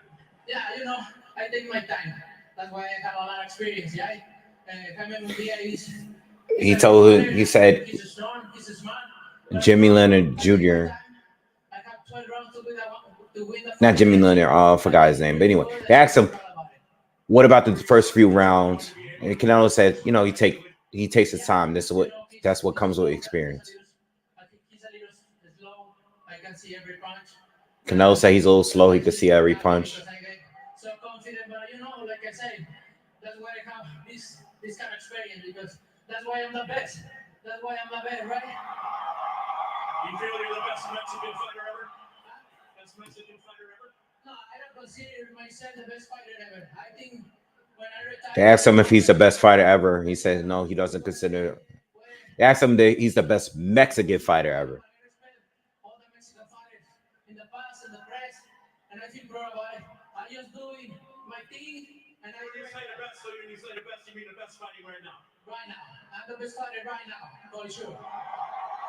He said he's the best fighter right now. I don't agree with that, but I think because everybody wants to know what's next. And David Benavidez is the person that everybody across the world. Is he in there? He started booing as soon as he said David Benavidez. He said you don't know right now. He go rest. They booed him. They ain't like that shit.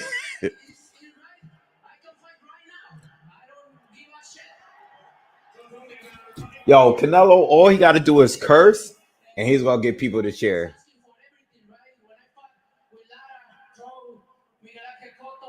Oh, now he's talking about when he fought Lara Cotto.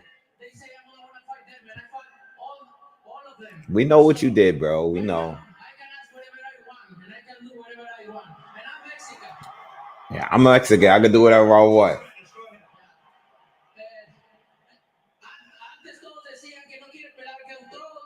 All right, I can't tell you what he's saying. I don't know what he's saying right now.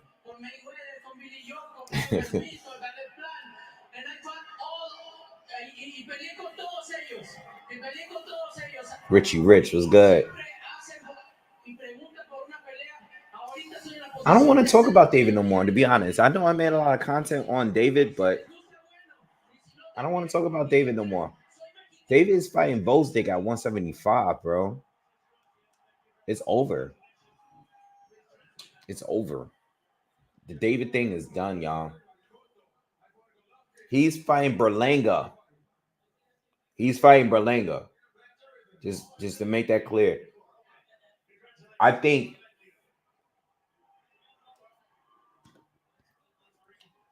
listen, the only way he fights Benavidez is if they throw the hold on.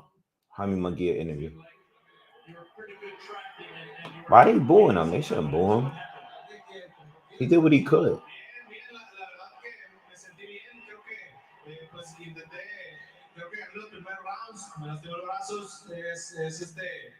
Es un peleador con muchísima experiencia, entonces, pues la verdad, me ganó bien, pero pues me dolió mi primera derrota, la verdad. I came out well, however, but I think at the beginning I was winning some of those rounds. It was going well. I let my hands go, but he's a fighter with a lot of experience, obviously. Canelo said he beat me. Unfortunately, he beat me. And it definitely hurts. The loss hurts. Canelo says you have a big future. You think if you were fighting anybody other than him tonight, you would have won? You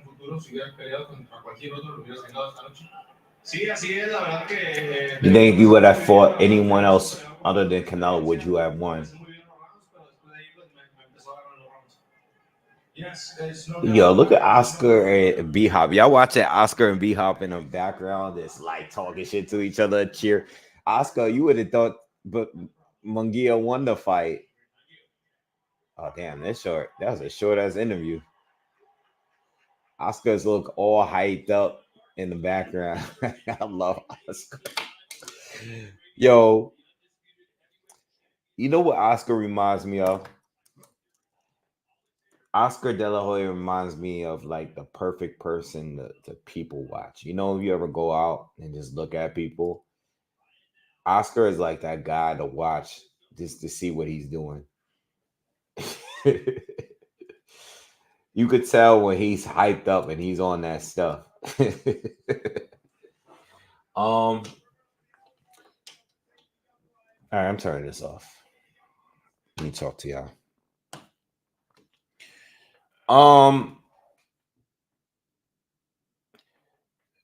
My review, and I'm gonna do a quick review after this. I think Canelo is getting older. Okay. Canelo is not the fighter he was. He's still very good, but he's not the fighter he was. You know, I think Canelo, a little bit closer to his prime, would have stopped Munguia today. Okay, I think he took it easy on him. It's just the way I look at it. You know, I think there was opportunities there where Canelo could have really pushed the pace and threw a little bit more weight into those punches, and he would have got the stoppage. All right. I think Munguia did a great job. I think he was mimicking a lot of what we saw in the Bivol fight in the first 3 rounds. I think what happened, even in the 4th round, it was working for him. I thought he was winning the 4th round up until he got knocked down. And I think it's because he forgot who he was facing. He decided to abandon the strategy he was using in the first 3 rounds because he was very confident, because what he was doing was working.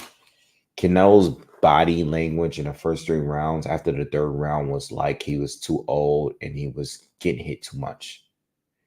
Whereas he was just setting up for the big shot that he landed. After he landed that shot, Munguia was never truly the same. You know, he just was, it is what it is. Um, and then after that, Canelo's confidence was back to what we normally see it as. Whereas he was still getting hit, but he didn't, he was like playing possum. You know what I mean? I think the Canelo that we saw in like the Danny Jacobs fight is gone. You know, the Canelo that was just like letting Danny throw and he was just slipping everything. That's gone. All right. Everything is based on him having a high guard and parrying shots and stuff like that. He's not defensively, he's not that great, but he still has an amazing chin. Um, Also, I just think the volume each fight is just gonna drop a little bit with each fight. You know, I just don't think that he can. He's not, the volume is just, it's gonna be low. But being that he's so durable, he has the experience, he knows how to counter, he knows how to time his shots. He's still legit. But I think from here on, I'm expecting him to take specific fights from here on so he can keep making his money and doing what he's doing. The only way I see him fighting Benavidez, because everybody's bringing up Benavidez, the only way I see him fighting Benavidez is if Turkey Al-Sheikh throws him the bag, like the super back, like, yo, you know what? I'm gonna pay you and Benavidez to make this, you know, like make this happen. And it's gonna be an amount where he can't refuse. You know what I mean? And I think in that point he would do it. At the end of the day, like, look, I was thinking about this the other day. If you are a top tier boxer right now, right? Crawford, Crawford is already with the August 3rd card. Canelo, um, Inoue, maybe not Inoue because Inoue is the king of Japan, right? So he may not need to be bothered. But my point is, if you are a top tier boxer, you are watching all this money, all these other fighters that are not better than you. You're seeing what they're getting.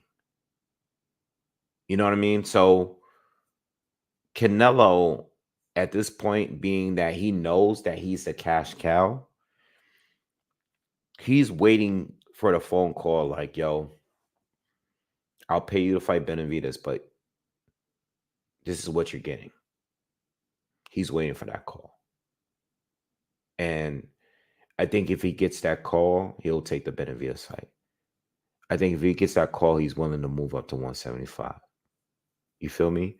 So I don't know about Bud. I know a lot of you guys are leaving comments about Bud. I think Bud has a shot. I always did. But I also know that Bud is small. You know what I mean? And taking a punch from Canelo is not like taking a punch from Errol or Karolaskis or Kell Brook.